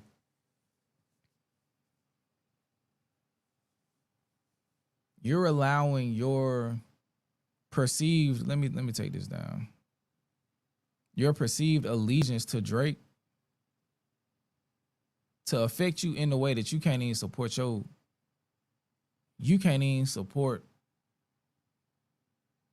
people that you really connected to.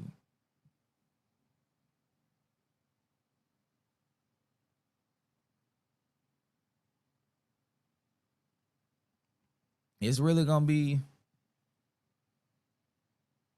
oh, I forgot that weird ass decipher bubble, right? DeCryptEd bubble right there. Let me take that down. I hate that. I don't know how the fuck that happened.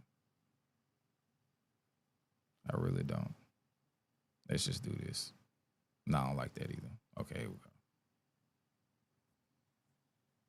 But I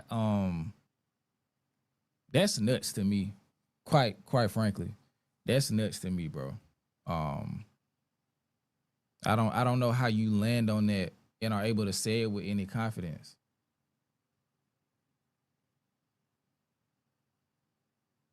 Prayers to him if he's still doing the Drake thing, like because it's advantageous or whatever the case.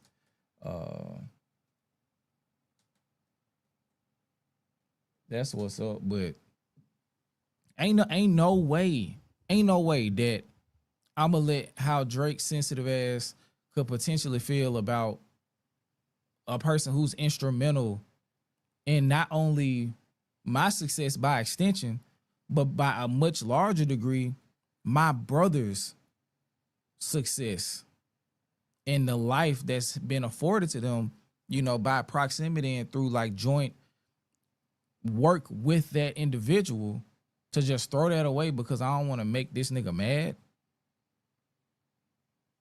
That's lame as hell. Like, how 30 years of work from Hove, you sidestep that because you don't want to upset Drake? That's some weak shit, boy.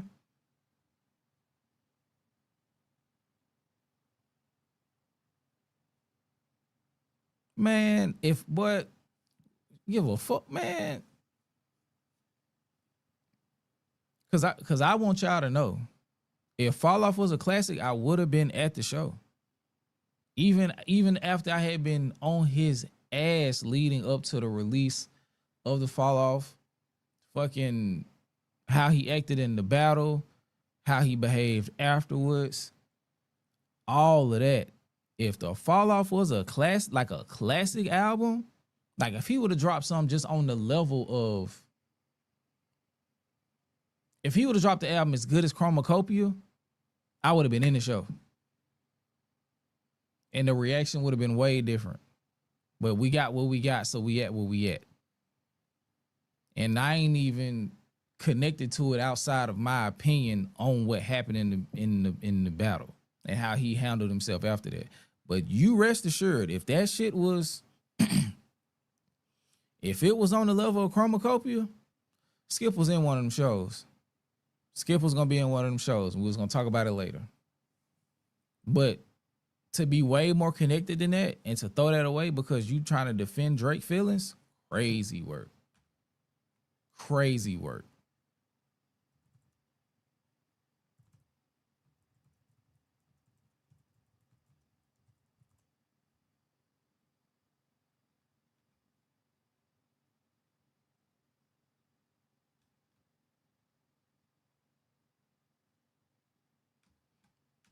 But speaking of J. Cole, we finna start wrapping up.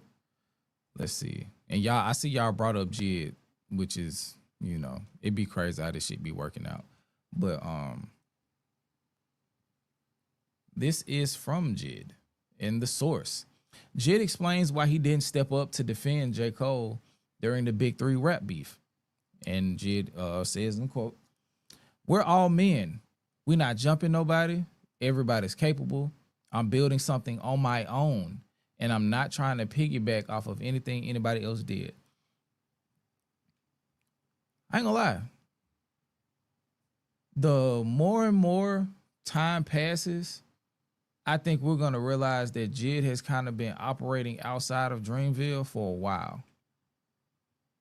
Like, not even on the like beef shit, and I think that's why he won't slander his name. But I think he understands the way everything going. He's been operating independent of Dreamville. And I think J. Cole has allowed it to a certain extent because he probably appreciates that, because he feels like that's the journey that he had to go through with Rock Nation. Like I'm saying, yeah, he dropped the bag on them. Like, once they did that deal, he said they all got paid well. But that money and the Dreamville label operating as a label for the betterment of the artist's career is two different things. It's two completely different things. Like, okay, when we sold, we did a profit split with all of the members. That's dope. but that don't mean that you're absolved of your duties or your dereliction of duties in pushing us as artists.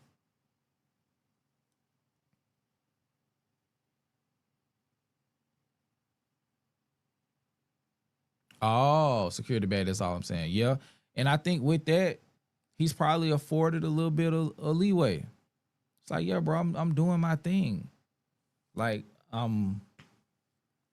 I count him as 2 albums in, but he count the DiCaprios and the Never Story for whatever fucking reason.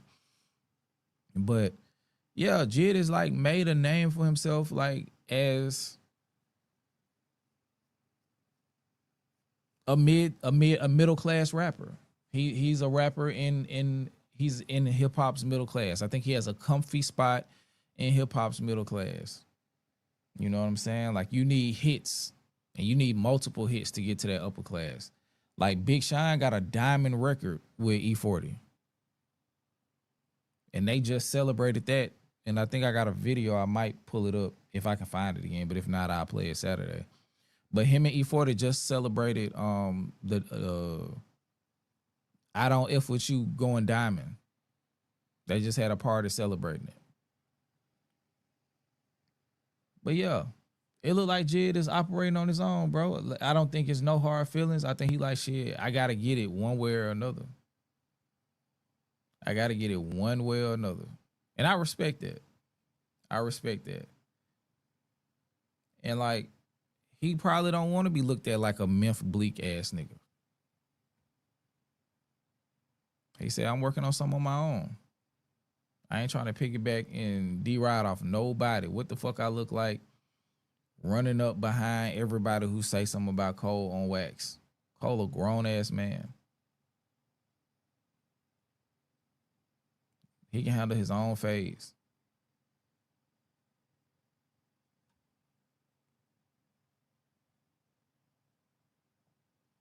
Y'all see Billboard's hottest female rappers? Now let's look it up.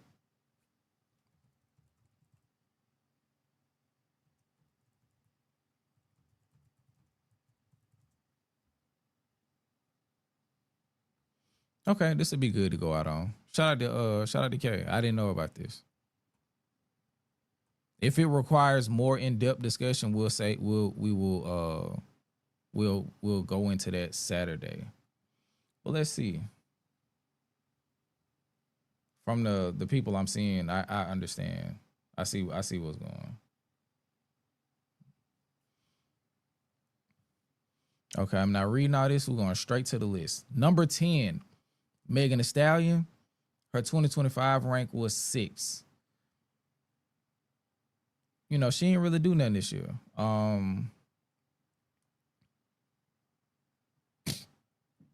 Excuse me. So her stuff has been more so on the outside of rap. She did BBB with Juvenile. And she was on the Motion Party remix. And did DNA More Than a Game with Andrea Bocelli. Okay, so I see that. Number 9, Molly Santana. Is this all from the Ran to Atlanta track?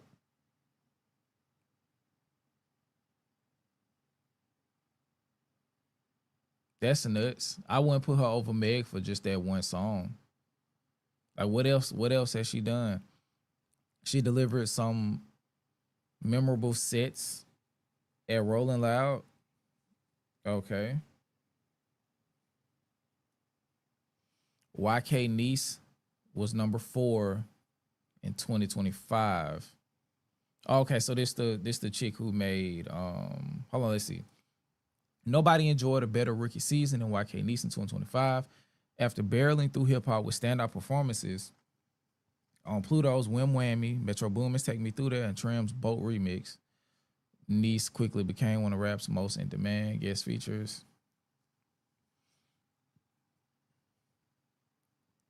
Okay. Okay.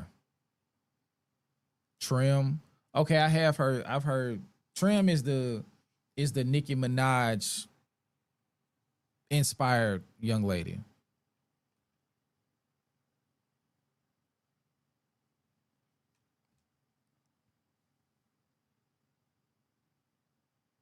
Trim sounds just like Nicki Minaj. Lotto, number 6. She did drop an album this year, but the album didn't do well at all.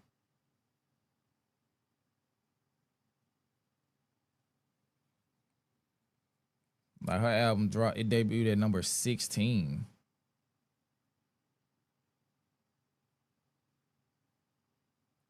She got an Essence cover.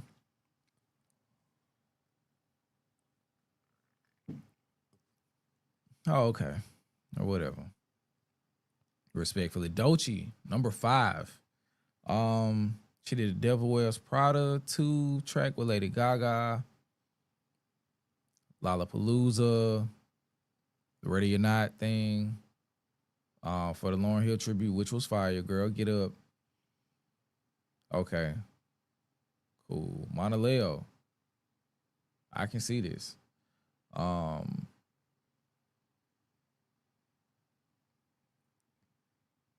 So they kind of giving her credit for who did the body in 2026 because it was towards the back end of 2025. I understand that.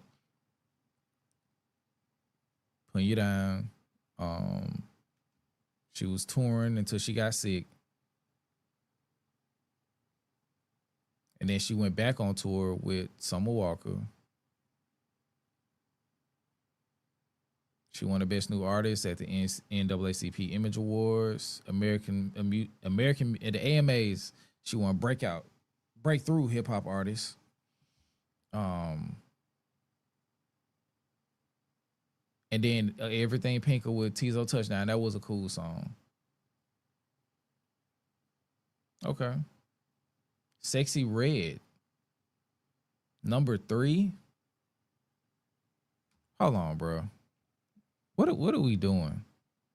How the fuck is Sexy Red number 3?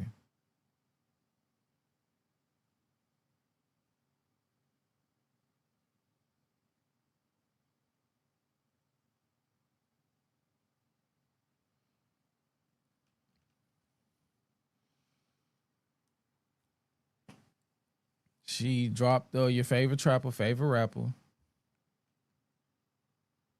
I ain't gonna lie, I didn't listen to it. I didn't hear anything good about it.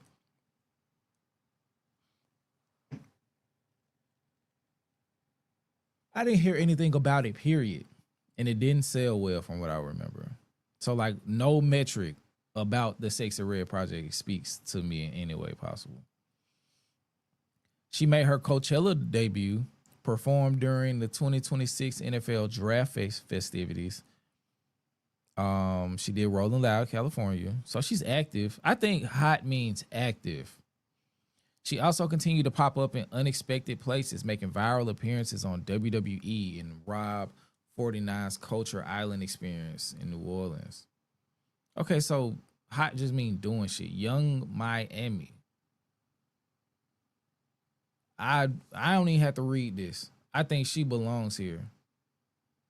She got one of the biggest songs of the year with Spin That. She got one of the biggest songs with Spin That.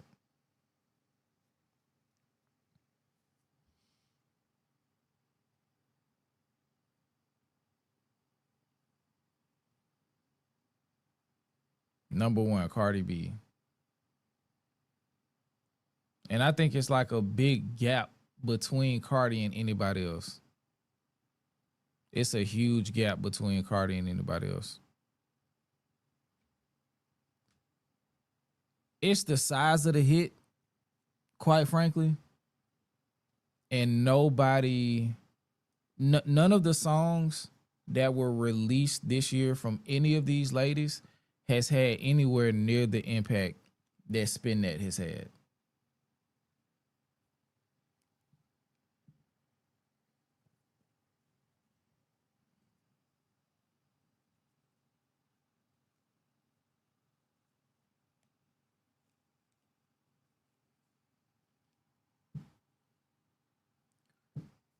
That song is out of here.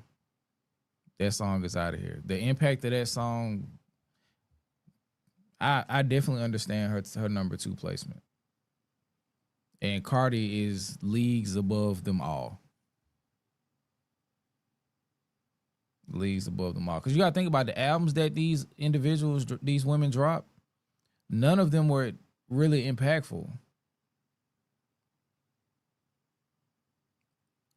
Who Did the Body had hype around it, but it didn't like generating a commercial success like that for real. But she had big cultural moments all through last year. So when Who Did the Body came out, which was a pretty cool album.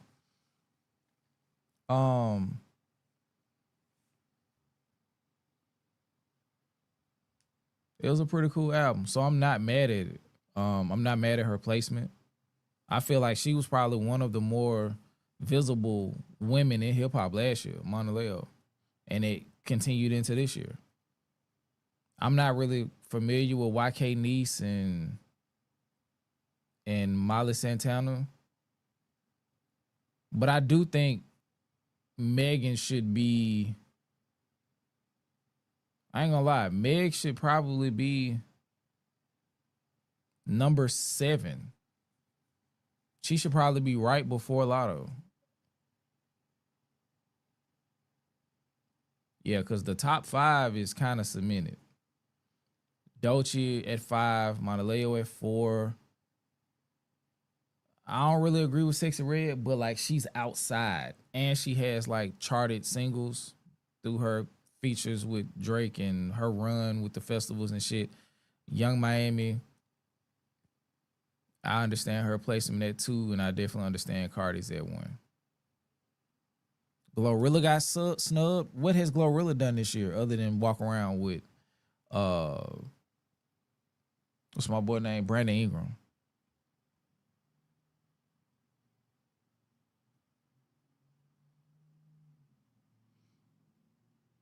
Yeah, Glorilla didn't make the list, twin. But I don't know what Glorilla did this year to garner anything. The Reese's Puff commercial? Because that's all I really remember from her this year. Oh, she did diss Megan. But that didn't go anywhere. That lasted for a day. Maybe. But yeah, shout out to K. I did not know about that. Let me see. Let me do one more like look over and see if there's anything I need to get, because I do need to tap out. I appreciate y'all pulling up. I kept pushing it back, so that probably made YouTube not wanna push it out too. Because I was like, hold on, nigga, it's 25 people in here. What the fuck going on? But yeah, I'm already knowing the turnout gonna be what it's gonna be Saturday. Let's see. Let's go to Hot New Hip Hop and see if I missed anything.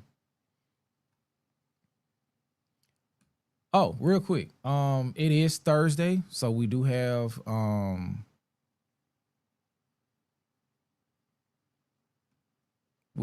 new music coming out tomorrow. I'm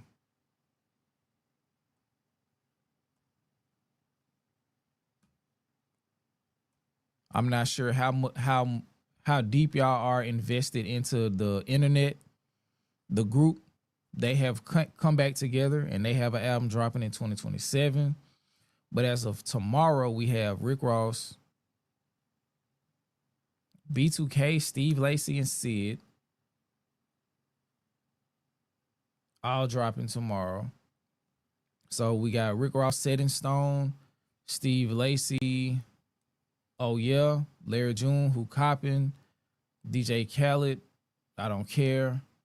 We don't care about this man at all. So Jaÿ-Z and Logic. Wow, that's I'm surprised. I'm surprised they didn't like white it up before. B2K coming back with a song is ill time. That song is gonna suck. I can already tell you. The Rome Streets, Socket to My Pocket. I'm gonna have my ear out for that one. Let me know how that one sounds. I might play the Lair June on the way home or on the way to work in the morning. I might get involved with that in the morning on the way to work.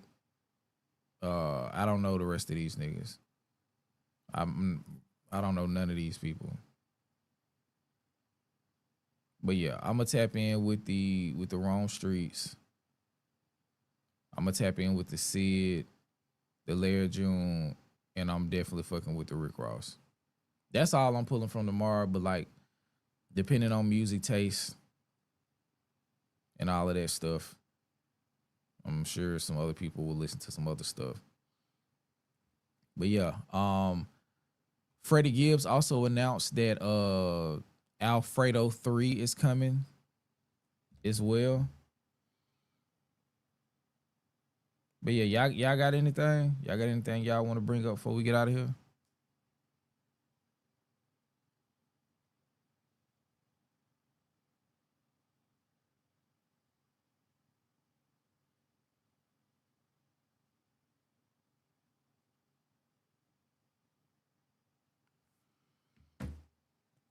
Oh, and one more time before we leave out.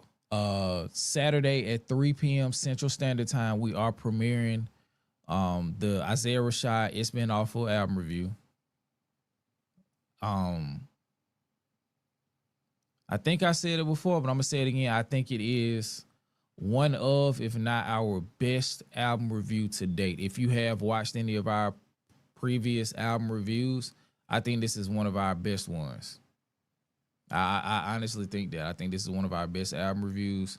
And it's been so long that we had to work our way back into it. But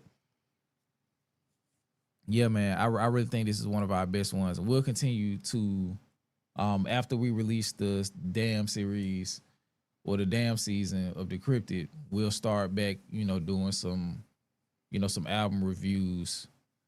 At least one, perfect world, 2 a month, and put them on YouTube and Patreon. So I'm excited to do that as well, and and still balancing the reactions and shit like that. But let's see. Shout out to Groovy Tony. What do you think about the new Bodie records? He's your GOAT after all. Hey, he's classic. Should have went triple. Bodie James, classic. Should have went triple. Shout out to Infizzle 90 with the 10. If Nas had the juice instead of Hove, where would the state of hip hop be? I think the thing about it is,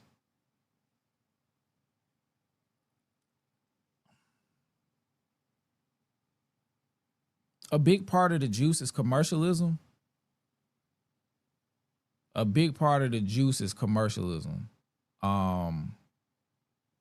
So I don't know, bro, because we also have to look at like but Nas's music would have had to change.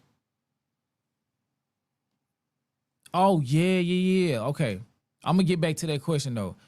Yeah, Chad Hugo, it's a song, like they're releasing a song with Lakeely 47 and Tierra Whack. Chad Hugo is dropping a song featuring Tierra Whack and Lakeely 47. I'm on it.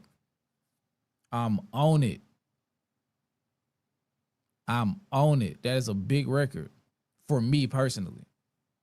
I've been talking about those two women for a long fucking time. So to have them together on the same song, I got to see what that sound like. Shout out to Serenity Musings. Hove didn't tell one lie. Yahoo Sports has the entire breakdown of the Cap situation. I personally followed and supported his stance with the NFL and supported his initiatives monetarily. Cap lost me.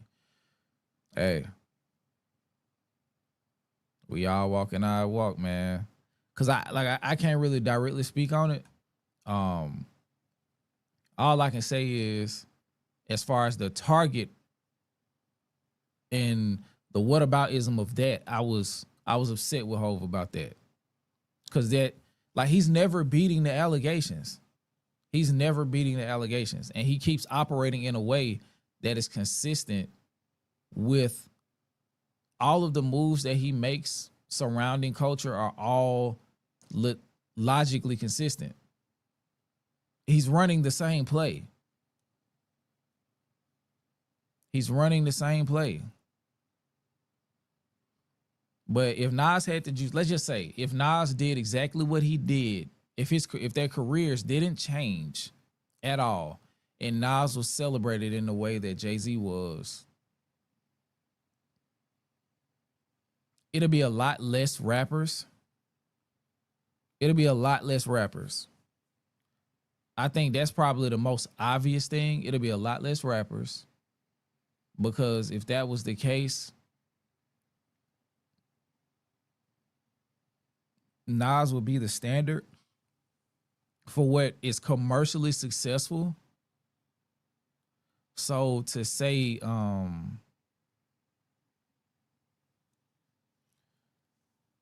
cause what Nas would have, well, I won't say it'll be a lot less rappers. I say the environment would be different. I think it would have been an environment that was more accepting of what Lauryn Hill was doing.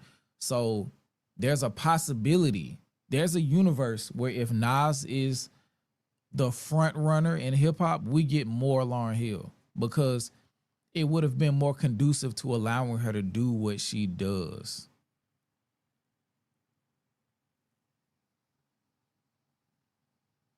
I think we get more Lauryn Hill if Nas is the front runner, because at that point, that makes the labels invest more into that type of music because it's in demand.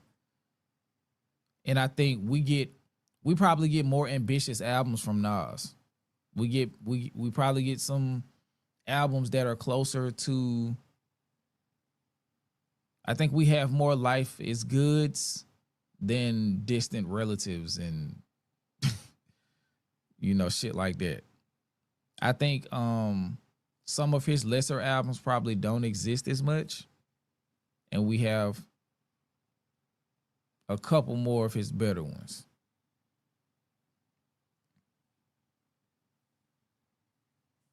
But yeah, if Nas is able to stay Nas and eat commercially,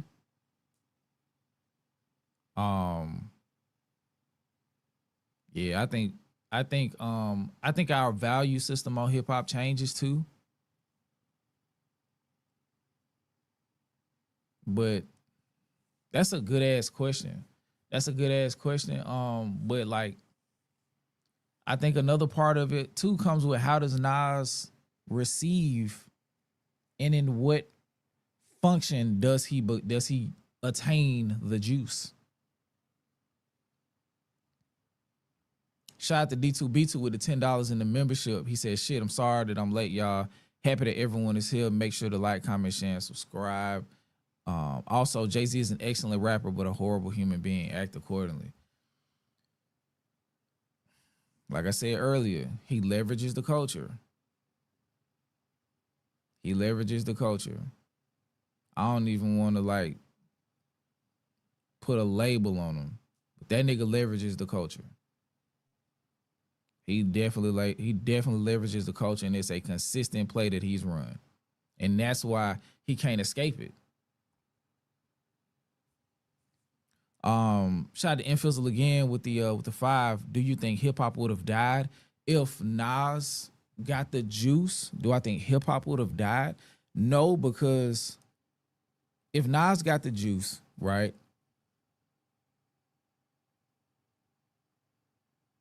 And still, if he's celebrated to the level, okay, well let me say this.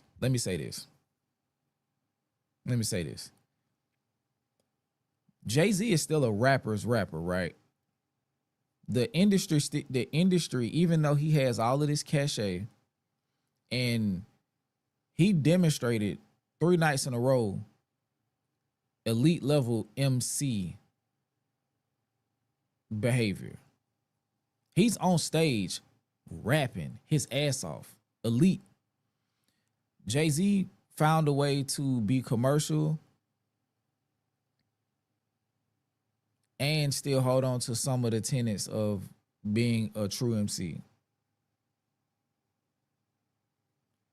and the industry still operates independent of Jay-Z. So I'm not gonna lie. It may be exactly the same now that I think about it. Nothing may have changed. I think I was being idealistic at first. Nothing would have changed. The biggest change that we would have probably had is like just the opinion on Nas and the opinion on Jay-Z. I think everything stays the same.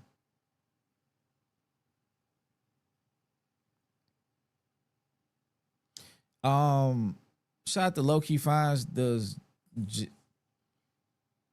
I wouldn't want to compare Jay-Z to Drake. I wouldn't want to compare him to Drake.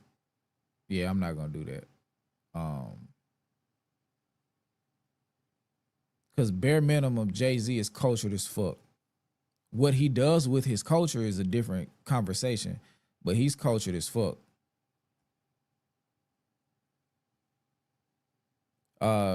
Shout out to Serenity again. Skip, you know that we had different rappers doing different things. Chuck D is not Luke. Drake is not Kendrick. Luda is not Busta. We changed by wanting hip hop and MCs to be a monolith. Hold on.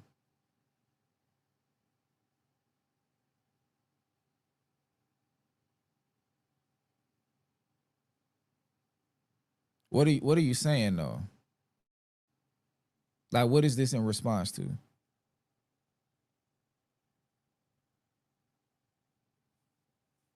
What is this particular point in response to? But yeah, I think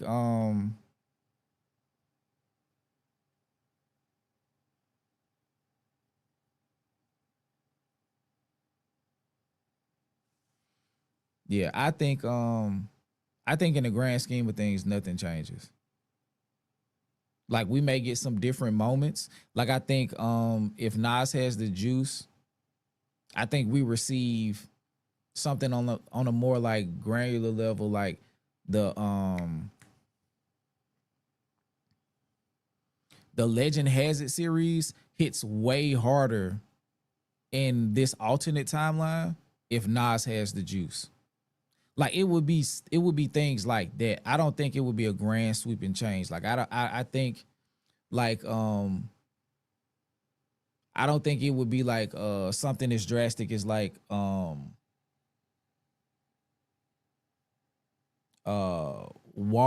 to Costco. I think it would be more Sam's Club to Costco, if that makes sense. It would be like slight changes in how we view things, but the grand scheme should have stayed the same. How we view certain artists would change a little bit. And like some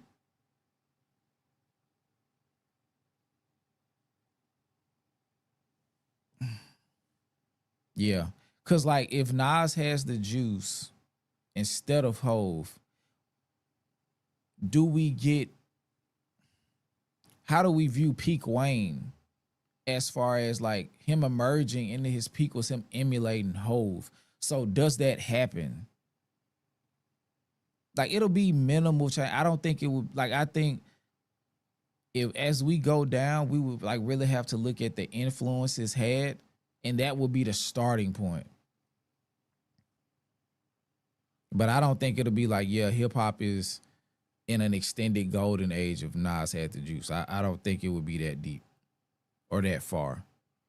Shout out to A Dose of Alana. I don't think people wanted a monolith, but they wanted the same level of skill from everyone. That's the big thing. They wanted everyone to have heavy bars and a punchline, not necessarily sound the same. Like, people just wanted I think, and I stand on this all the time. Like, I can appreciate like prime Travis Scott just as much as I appreciate prime Kendrick Lamar. It's not necessarily about the same thing. It's about skill and appreciation for the art form. Like, that's the biggest thing. Your expression within the art form is secondary to your skill in the art form.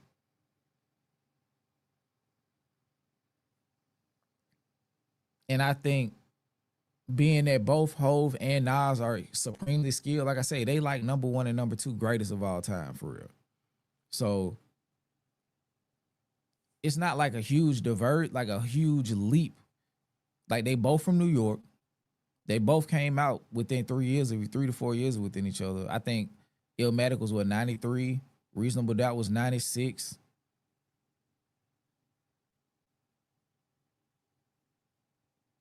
They still would have battled. The tone of that battle probably changes.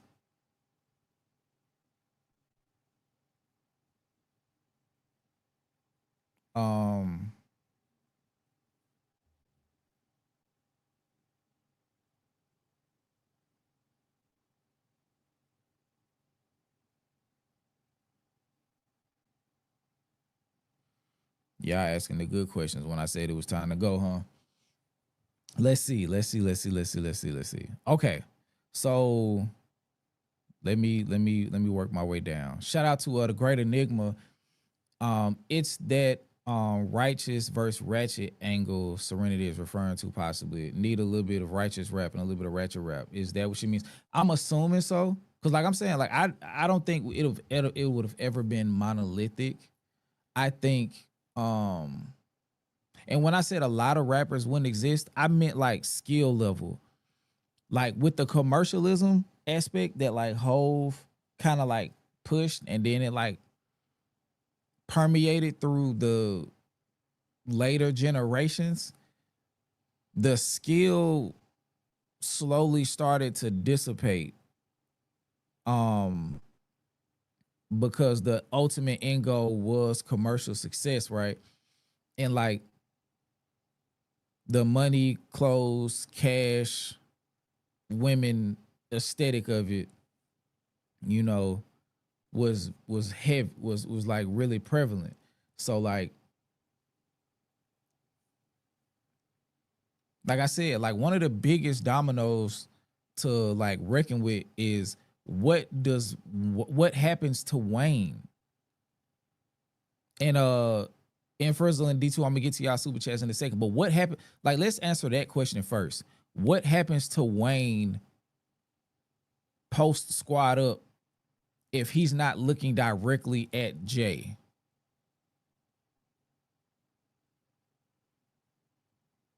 Like, does Wayne try to emulate Nas? Because Nas is the top guy? Because he tried to emulate Jay, and that's what the Carters were, the first two Carters. That's what they were. Like, he was going to sign with Rockefeller. He was going to sign with Rockefeller because he was that enamored with Jay-Z. So if Wayne, who is like the torchbearer for the middle period,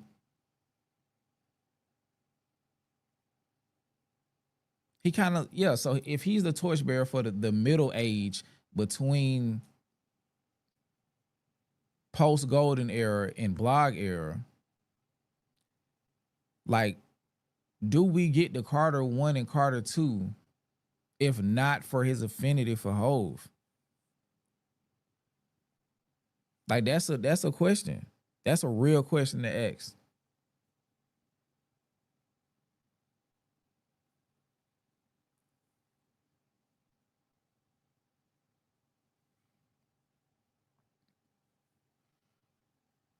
Think about rock music. You have class, metal, yacht, punk, country, hair bands, grunge, hip hop, rock. Nobody ever told those artists they had to be anything other than what they are. I disagree with that.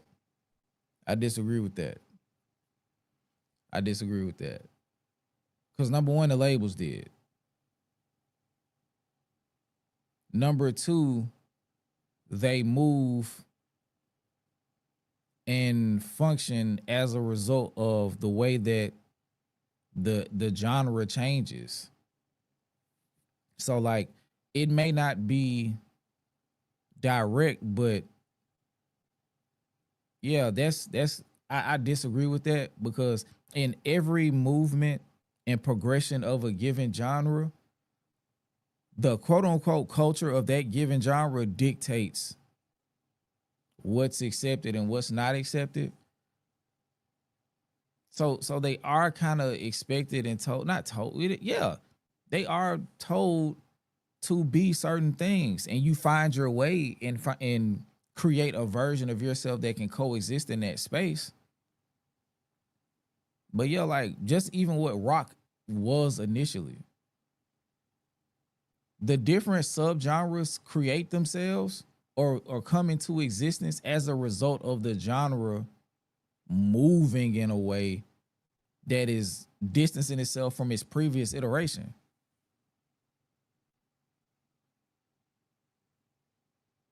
The powers that be don't like nothing until they realize they can monetize it. And they don't like it once they realize they can monetize it until they're able to find figures that are agreeable to them.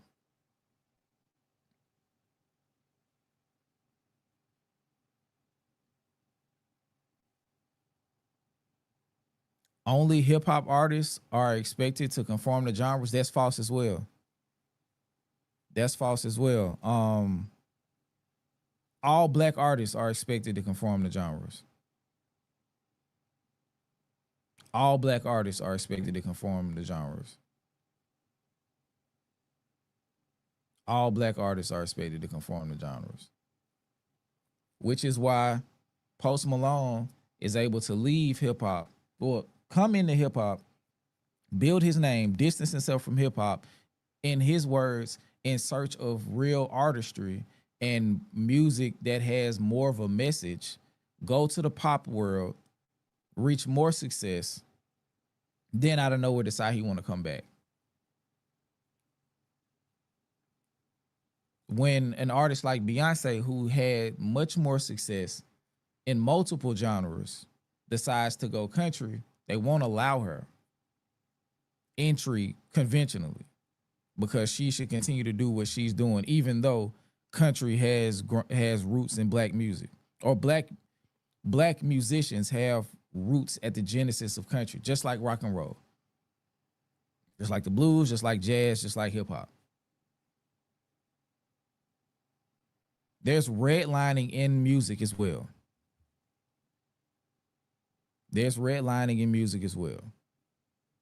So that's more of a black artist thing, because we create the genres for the most part. We get replaced for people who represent the greater mass of America in a more reflective way. That's the nicest way I can say it. So like, just to say it's just hip hop is disingenuous. That's not a factual statement. It's more of a black artist thing. Look at what they did in neo soul. Look at like a big reason of why the neo soul genre exists. It was a way to further compartmentalize black artists, to hide them from certain budgets. And now look at how the money is divesting from hip hop and moving elsewhere to country and other pop acts, and then a big windfall of investment went into K-pop. That's not just hip hop. That's black music, period. To now where we've been irrevocably linked to R&B. So those budgets are shared for the most part. While we are probably, like I said before, we're probably in a artistic renaissance in both genres. We're in an artistic renaissance in both genres.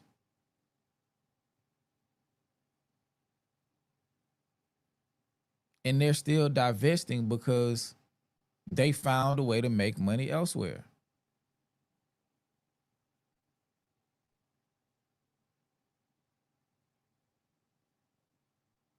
And when hip hop was at its biggest in the last 10 years, they were trying to find a way to bring in more middle America friendly faces.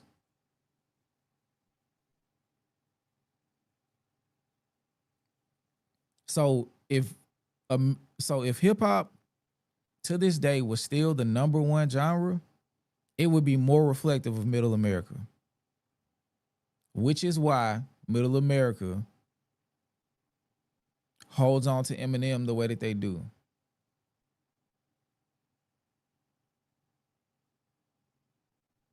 And Eminem is extremely talented, which gives him the ability to stay in his position. But a big reason for his commercial success is his proximity to the greater mass of Middle America. Shout out to Infizzle with the $5. Do you think Nas could have dropped a damn? No. No.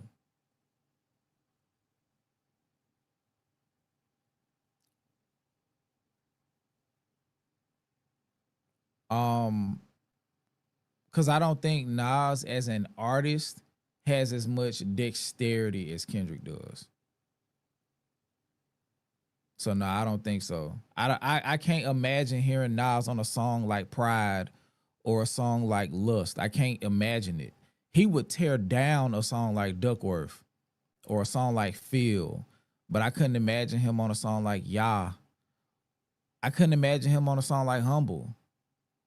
You feel what I'm saying? Like, I think he could do a Mr. Morale. I think he could have done a Section 8. I'm not a Section 80. He could have done a To Pimp a Butterfly, and he could have did a Good Kid, Mad City. But damn, no. And I think I think Mr. Morale would have been a bit far-reaching. The more creative Kendrick got and free he got artistically, I think that's the separator as like full-on rap profile between him and Nas. He has more tentacles. He has more tentacles than Nas does. Like, that nigga be singing and all type of shit. Like, Nas is a real, like, he is a he like a basketball player that like got all the moves. Like, he can dribble, he can pass, he can shoot, he got post game, you know what I'm saying? He can run the offense a little bit. Like, he has all of the tools, or a lot of the tools. But some of them tools like that just come with a certain level of finesse. Like, Nas just doesn't have that level of finesse in some of those spaces. You feel what I'm saying? Like, and that's why I did those specific songs. Like, Nas can do a You Ain't Gotta Lie. You feel me? Yeah, he's the son of Rakim. Classically trained, yes. You know what I'm saying? Like, they're all like, I attribute Kendrick to that lineage as well. Like, the jazz lineage. Rakim, Nas, 3K, Kendrick. That's that lineage for me. Biggie is in there too.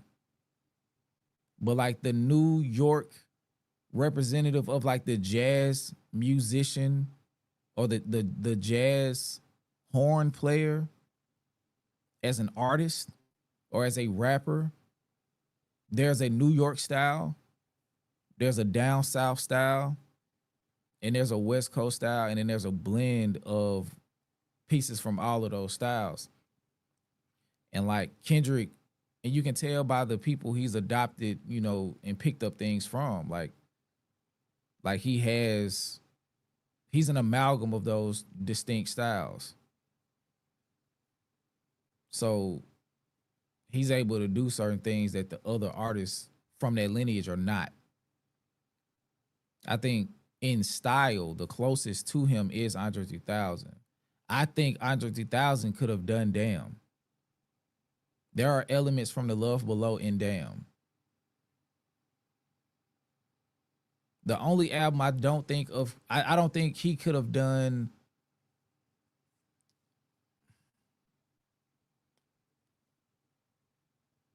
I'm not sure if we can get a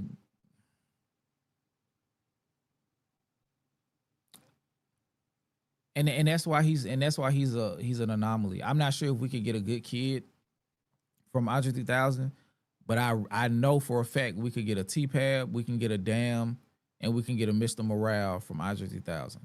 I know that part of his career we can get that. I think Nas could have gave us GNX with his version of like TV Off being like more akin to like Hate Me Now or some shit. But yeah, I think Nas can do Good Kid and GNX.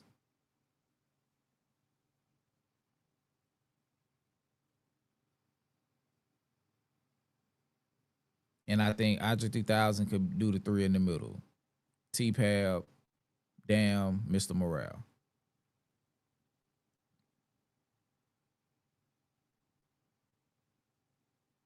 You feel what I'm saying? So I think he could have done that. Made You Look and Hate Me Now still bang. I love both of those records. Hate Me Now is crazy. I'm just saying. But let me see what else. Because I did see some more super chats come in. I appreciate y'all for supporting the stream too. Shout out to D2B2 with the 5 and for getting shit struck up. He said if Nas had the juice, the machine would have tried to march him down and put someone else in his place. Yeah. If the goal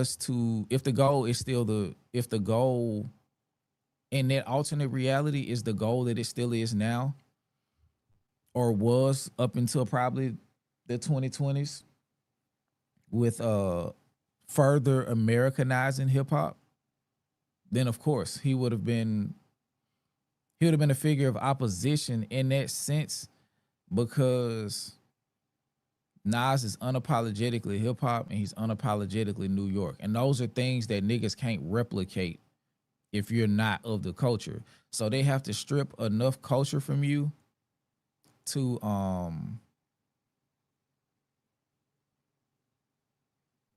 culture from a thing to make it more easily replicable.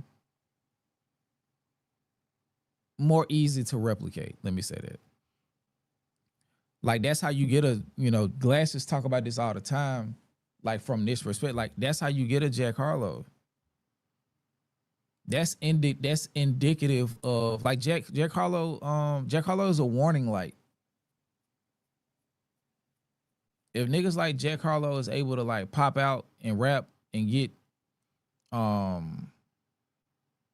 notoriety and seen as someone of the culture, that's indicative of how the culture is viewed by it just shows how much oil, picking up in the sensor, or what them spark plugs looking like. You feel what I'm saying? So yeah, the goal would have been to find someone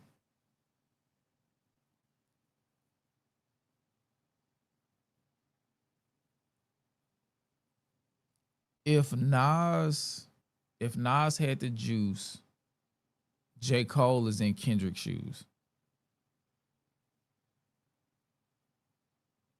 If the industry has its way, J. Cole would be Drake. Let me say that. J. Cole would be Drake. I think Kendrick stands alone because he operates like I said, he's like an anomaly. Like he's like a nexus point. You can't really control for him. But J. Cole would have been Drake if Nas had the juice. Like it would be subtle changes like that. Like the industry would still be the industry, but if Nas had the juice, J. Cole would be Drake.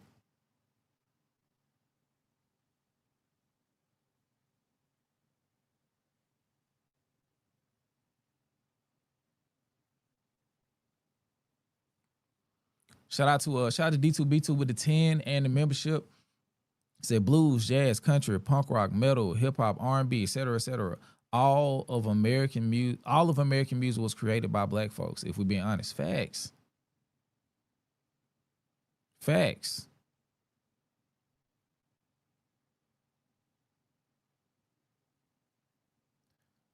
They follow Kendrick, but imagine if Kendrick was Logic. Imagine if Kendrick was Logic.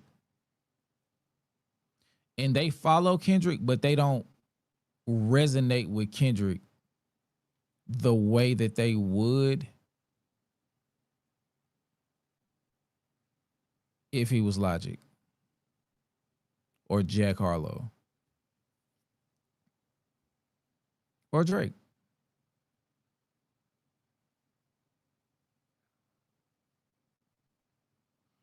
Shout out to Infizzle with the 5. It's insane that they gatekeep genres they didn't even create. But that's the thing. When you start to learn about a lot of the inventions in America, they didn't create them motherfuckers either. And then you look up and niggas is denying access to the same inventions that they had no hand in making. They gatekept the land that we're on as Americans.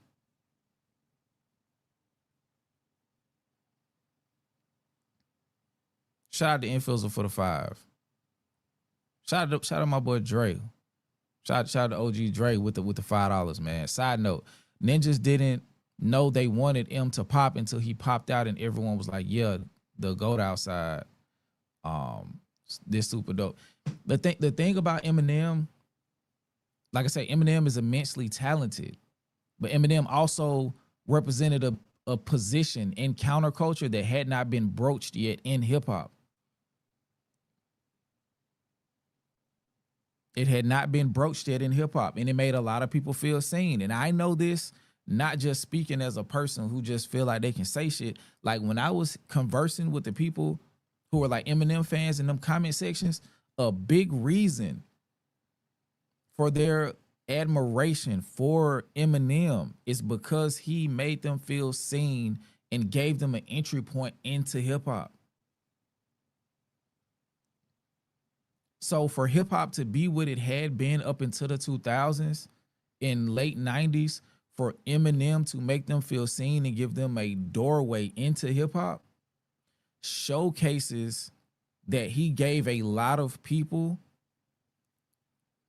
a mirror to see themselves with. So to continue to facilitate handshakes with that part of America, the industry would have been, they were showing us. They wanted to bring in more people that reflected that mass populace in America.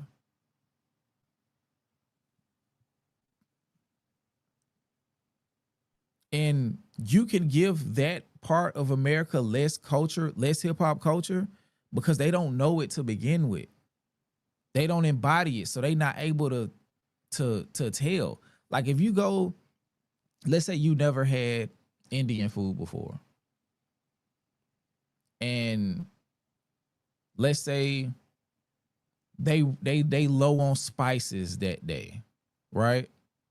Let's say they low on spices that day, and they normally do like 10 pinches of the seasoning.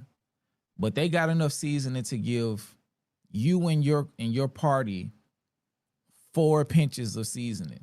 You're not gonna know because you've never had the cuisine.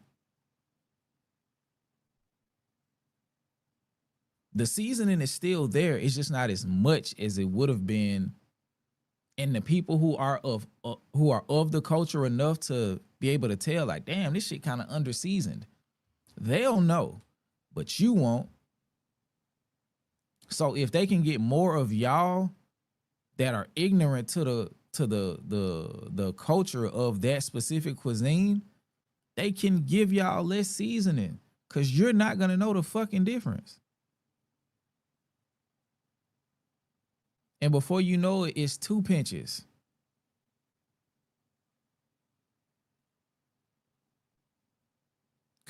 And then 10 years, 15 years after that, it's like, damn, that shop closed down. The shop closed down. Now it's rock and roll. And now, every now and then, you'll see a food truck that reminds you of what that restaurant and that cuisine used to taste like. But it's not enough to bring demand for the restaurant back. It just reminds you of what the restaurant used to be.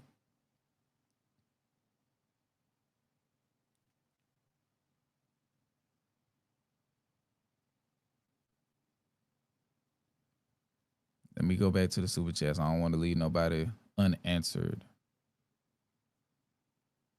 But yeah, shout out to Dre. Eminem made a lot of people feel seen, bro. And it ain't. And idealistically, it's nothing wrong with that. And I don't think he was able to foresee. Well, he was. I don't think he was able to see the impact in the moment, but I don't think nobody was able to gauge what would have happened 20 years later. You feel what I'm saying? Like, cause he made songs like America on the Eminem show. He did the cultural, critique with Renegade. So he was aware, but I don't think you can project 20 years into the future and see like, oh yeah, like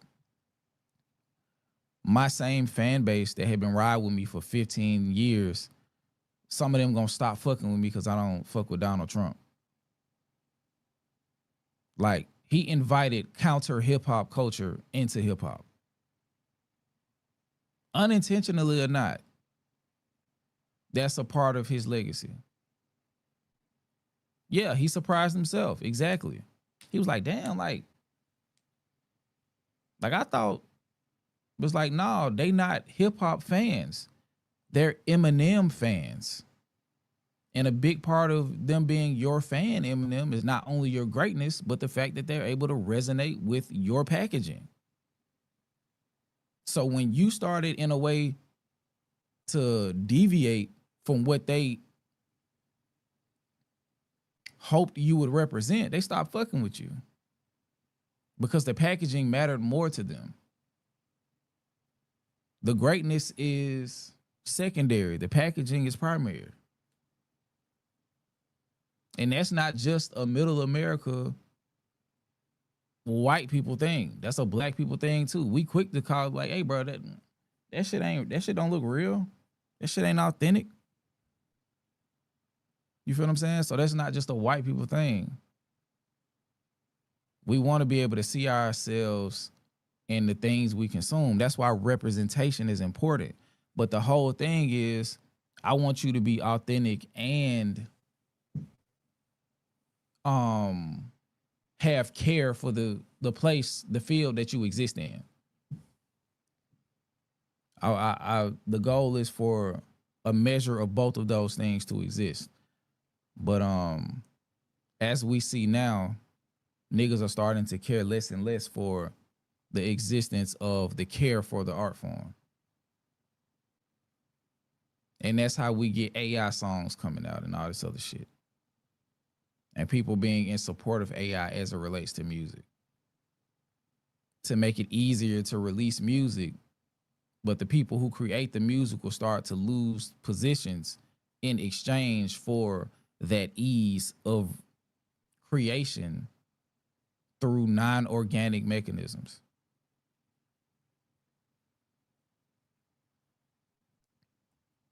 Shout out to Sherry Ann. K-Rock 1067 was the most popular rock station in Cali when I was growing up. M and Beastie Boys were the only rappers they played. I should have foreseen what might come from that alone. Exactly.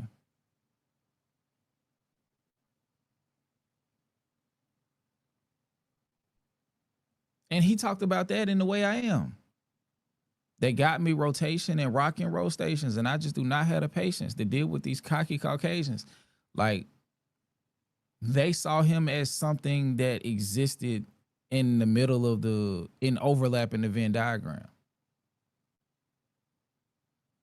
What school did I go to? What hood I grew up in? The why, the who, what, when, and where, and the how.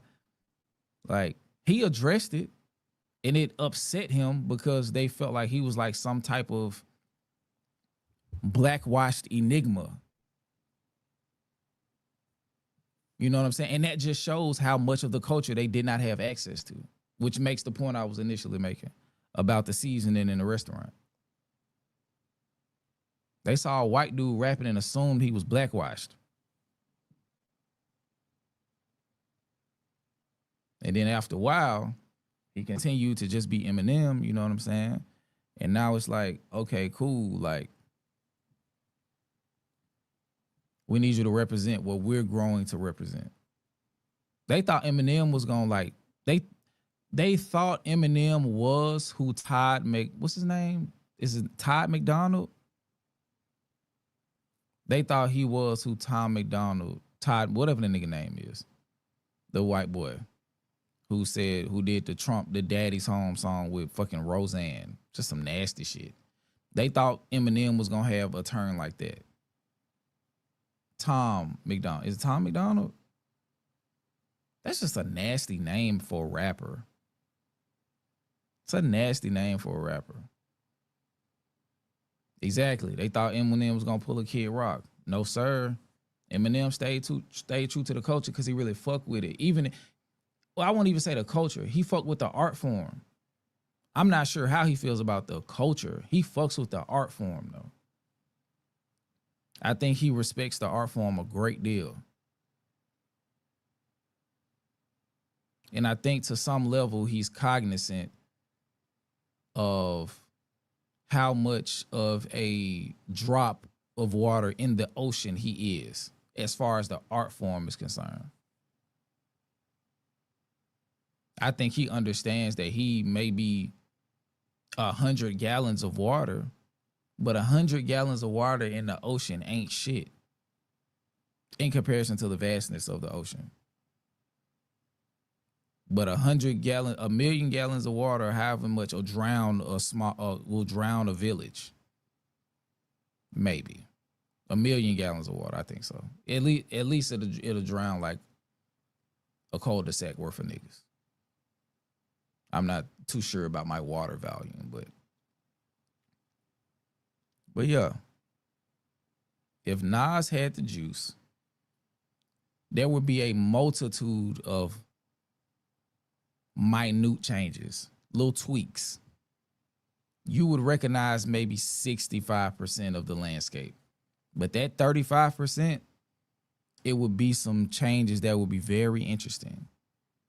Case in point, what turns does Lil Wayne make after Squad Up? What does his first album as an adult sound like? What do the dedications sound like? You know what I'm saying? Like, are a lot of artists who built their styles coming up in the blog era off of Nas, like, how are they reviewed? Like, I mean, like, how are they revered?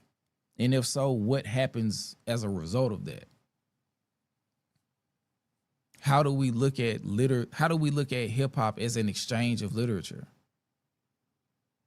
If the number one guy is one of the greatest writers in modern history, would Drake exist? Yes. In what function would Drake exist is to be determined. But Drake definitely exists. Drake would definitely exist. Because I don't think if Nas got the juice, that Jay is too far behind. I think if anything, it just switches. It's like there would be a growing sentiment, or people would be like, damn, bro, just imagine what this Jiggy shit could have done if Hove really got in position. Or they would have just been like, damn, bro, like, imagine what Hove would have been if he would have stayed a little bit truer. Niggas would be like, Hove would be respected as Common. But yeah, Drake would still exist. How he would show up would be different. I think he would have held on to Biden Fonte style a lot longer.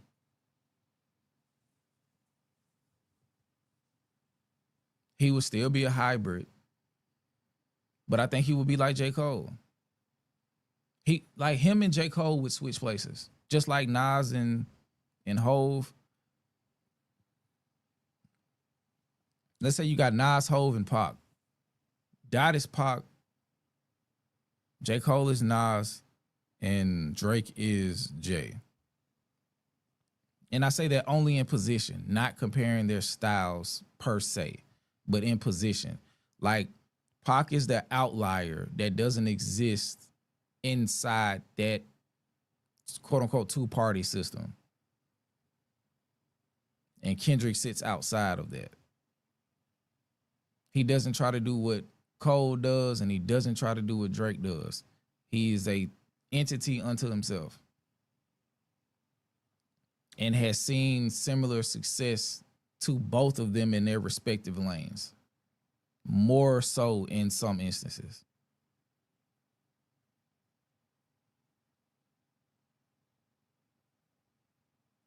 Shout out to Real Toddington. Cole said Pac was like Jesus. Nas wrote the Bible. For sure. Born Sinner. No ID, my mentor. Now let the story begin.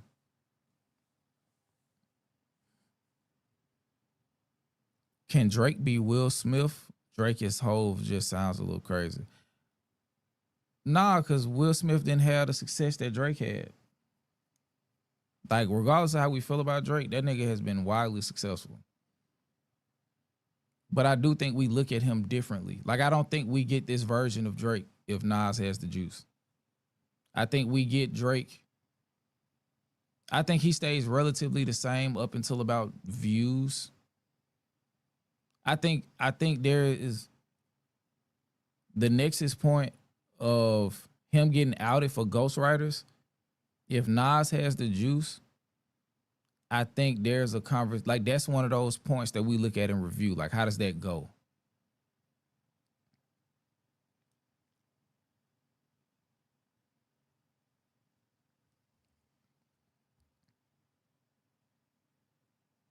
How do we look at Drake getting exposed for ghostwriting or having ghostwriters if Nas has the juice?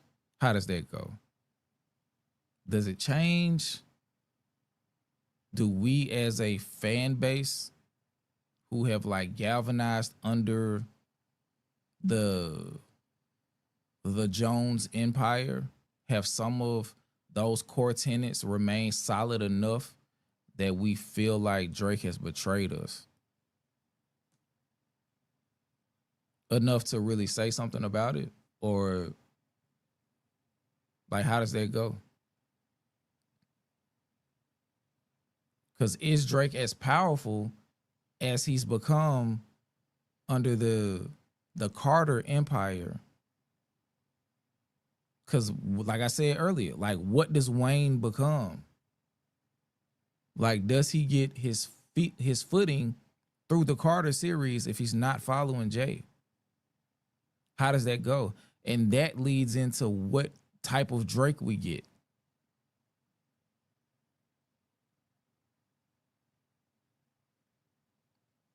Do I think 3K would be more active if Nas had the juice? No. Because I don't think his issues with music are directly a reflection of music. It's more so like his natural temperament and his relationship with fame. He said he doesn't think the aspect of fame is healthy. And he said he stopped rapping because he didn't have nothing to rap about. And like, if you go back and listen to ATLians and Aquemini, like, he was ready to leave then. He just had more gears to get to push himself. He was ready to leave second, third album. He was ready to go. He was ready to go second and third album.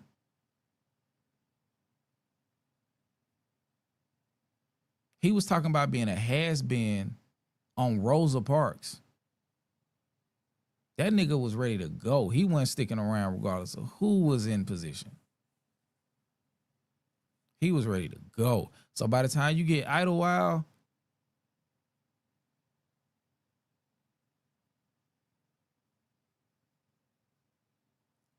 like, on Idlewild, he talking about Hollywood divorce. He's talking about the concept of breaking away from Hollywood. Like it's inevitable.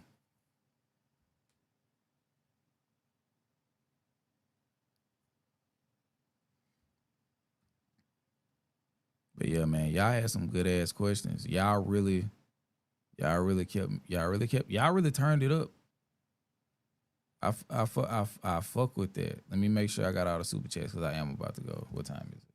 It's 11 o'clock my time, so it's midnight Eastern time. I just want to make sure I got all the super chats. Y'all finessed the hour out of me. I appreciate it though. I appreciate it because the first 30 minutes don't count. Because I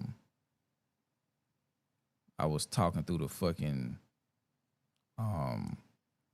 through the MacBook speaker was picking me up. Shout out to Dre with the $2. ATL gonna be up when Damani get out of artist development. Ooh. You gotta have some serious slaps, bro, to like. He's good, but you gotta have slaps and hit records, bro. And if you don't, it's not happening for you. Not to that level, to like really put something on the map. Shout out to BX Finest with the $2 towards the goal. Okay, appreciate that. Okay, so that's all of them. That's all of the super chats. I'm gonna look and see. I'm gonna answer one more question.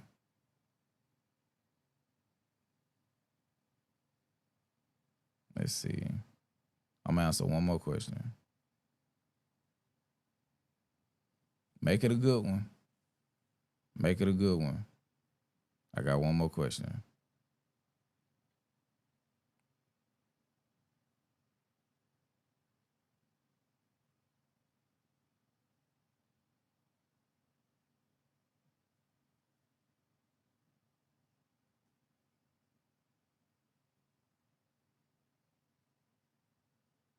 Appreciate it, Dre.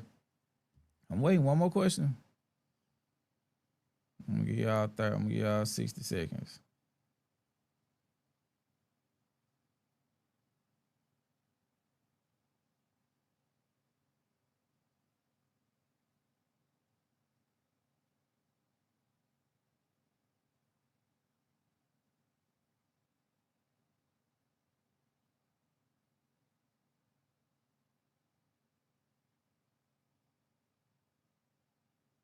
Okay.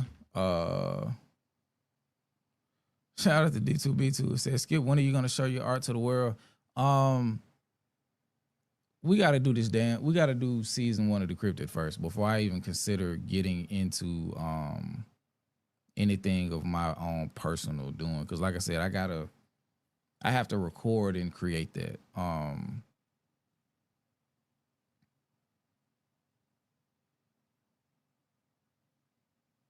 Yeah, that's I don't know. It'll eventually happen though. Like I said, I feel like I have to do it. So one way or another, it'll come out. Even if I just like make roughs enough in the studio to like just show, you know, where we was going with it. But eventually, but we have much more pressing things to do right now.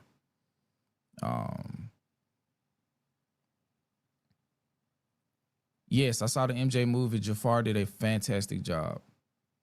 The only part I didn't like from the movie was like they should have used a different LUT or like filter on the Thriller part. That's the only part I didn't like. It looked too new.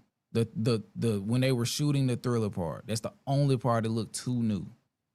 They should have like used like a grainier filter or something, or shot it on a different camera or something. But it looked too new. That part right there, it looked too new. But Jafar, like that nigga's cold with the dancing, like the mannerisms, the voice. Like at one point, like bro, he killed that shit. He killed that shit. The one thing I will say from that movie, because I think the one thing with American Dream, comparing it to Michael, it's not fair because I think American Dream was a miniseries. So trying to fit so much into 2 hours as opposed to like 6, that is not fair. It was more character development in American Dream, but it's 3 times the length. But yeah, that shit, Jafar, bro, that nigga is cold, bro. He killed that shit. That's the best representation of Michael I've seen. The dude who played grown up Michael from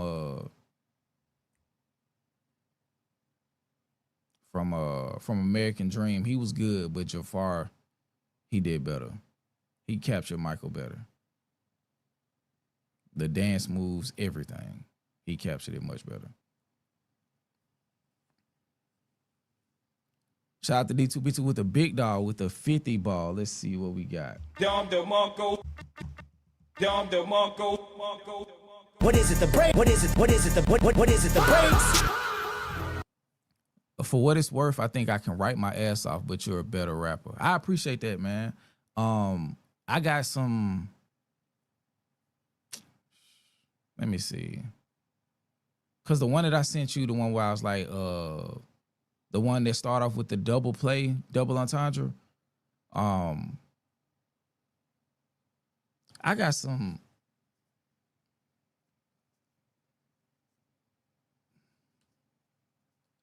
Like my mid range is crazy. Like I sit in that space because I am still like a listener. So I like kind of rap to like what I would want to hear. But like a part of my spirit is like I want to rap. I want to like bar up and shit. But like I also like have a big affinity for flows. Like crazy enough, like Magoo was like one of the people who really like caught my ear as a kid. Magoo. Like I just like styles. But yeah, that all of that shit, man, like I like it all, bro. Like I'm really a sponge. And I appreciate all of the different styles, like to varying degrees, but I appreciate it all. And I like carry. That's kind of like what let me know what I appreciate is like how I carry it. When I try to create my own stuff. But shout out to D2B2 with a big dog, $50 in this bit. Let me see. Shout out to Infields of would you listen to Cole Lamar BMX album? Hell no. I'm not listening to no more J. Cole music. Not any, like if he drops another album, I'm not gonna listen to it. Cause I don't have time for that. Like, he's not operating on the frequency that I would expect. So I'm not even going to set myself up for disappointment. I listened to them features like a dumbass and I played a stupid game and got a stupid prize. I'm not fucking with Cole no more, bro. I'm not. Like I don't dislike him, but as a artist, he ain't saying shit I want to hear. He ain't saying shit I want to hear. And he's not saying, like I would rather you be strong and wrong than like unsure. I would rather you be strong and wrong than unsure.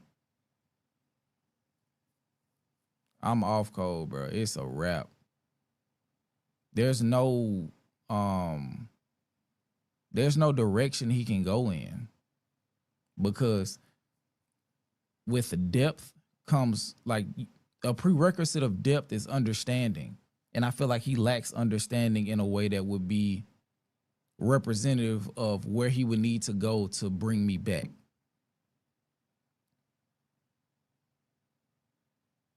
He has the depth enough to like attach himself to aesthetics, but not anything beyond that. And it's like, bro, I'm grown, but like I've heard, like I can listen to, like I'm not a person where J. Cole is like my entryway into thoughtful rap. You know what I'm saying? Like I was 11. My 12th birthday was the release of the Blueprint. And the Blueprint was like one of the first albums that I listened to from like the upper echelon of hip hop. So like I'm listening to the Blueprint, like that's kind of what like my usher in point was. Like I'm getting ushered in. I'm 11, 12, I'm 12 years old watching, like listening to Eminem and Jay-Z go back and forth. So by the time I get to J. Cole, like I'm in awe of the technique. But as time has progressed, I'm like, come on, bro, like, what the fuck are you doing? Like, you rapping for the sake of rapping, and I don't want to hear that shit. And that's where, and I'm finna leave, but cause I feel a rant coming, so I'm finna go and get off. But that's the difference between like him and somebody like a Lupe. Like Lupe does not rap for the sake of rapping. J. Cole does. Like J. Cole will say something and not stand on it and like double back on what he's saying in the very next line. Like J. Cole couldn't make a samurai because J. Cole don't stay on topic long enough. J. Cole won't commit himself to a thematic adventure. And when he tried to do it with the fall off, it took him 10 years and it still wasn't good. It still wasn't good. So I'm straight with that nigga, bro. Like I'm off cold, bro. I got so much great art. I don't have to listen to him, bro. I don't have to listen to him. And yeah, that Wet Dream video is disgusting. And it's just like just weird shit with Cole, bro. Like I didn't even really tap into Nas until I was like older. Like, of course, you know what Illmatic is, but I didn't really tap into Nas till I was older. Like, I think I was in my 20s by the time I really started listening to Nas.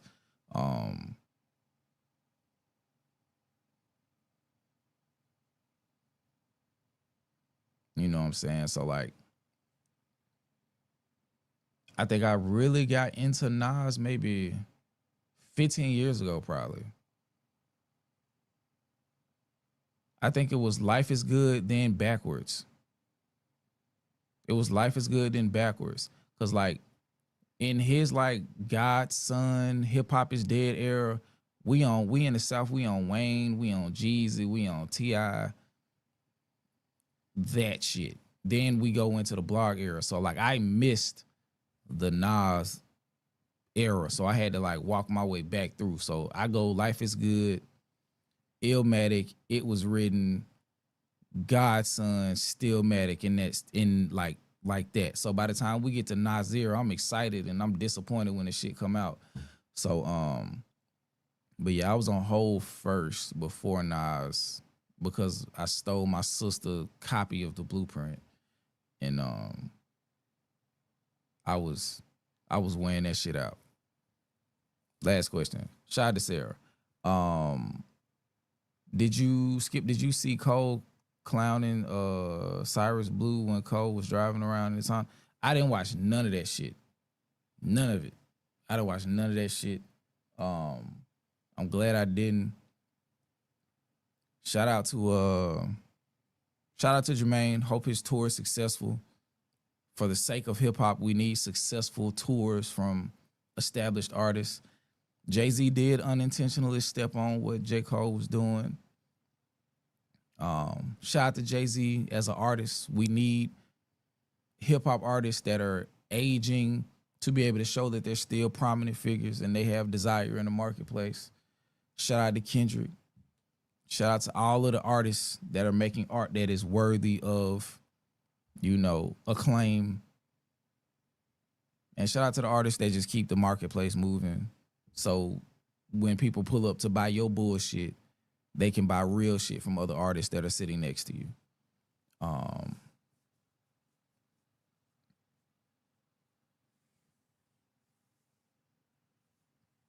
But yeah, man. Thank y'all for tuning in to a Decipher live stream. No camera work. I'm Skip. Saturday, 3 p.m. Isaiah Rashad, It's Been Awful album review. And I keep y'all up to date with how we, you know, moving and progressing towards DeCryptEd season 1. But I appreciate y'all, man. Thank y'all for tuning in. Shout out to D2B2. Shout out to all of the contributors via super chat. Like I said, we'll be back Saturday. Shout out to all the people who pulled up. I don't think YouTube sent it out as they normally do because we operate on a higher clip than this. But yeah, man, I'm gonna tap in with y'all Saturday. Take care. Peace. Oh, hold on. Wait. Let me end the stream.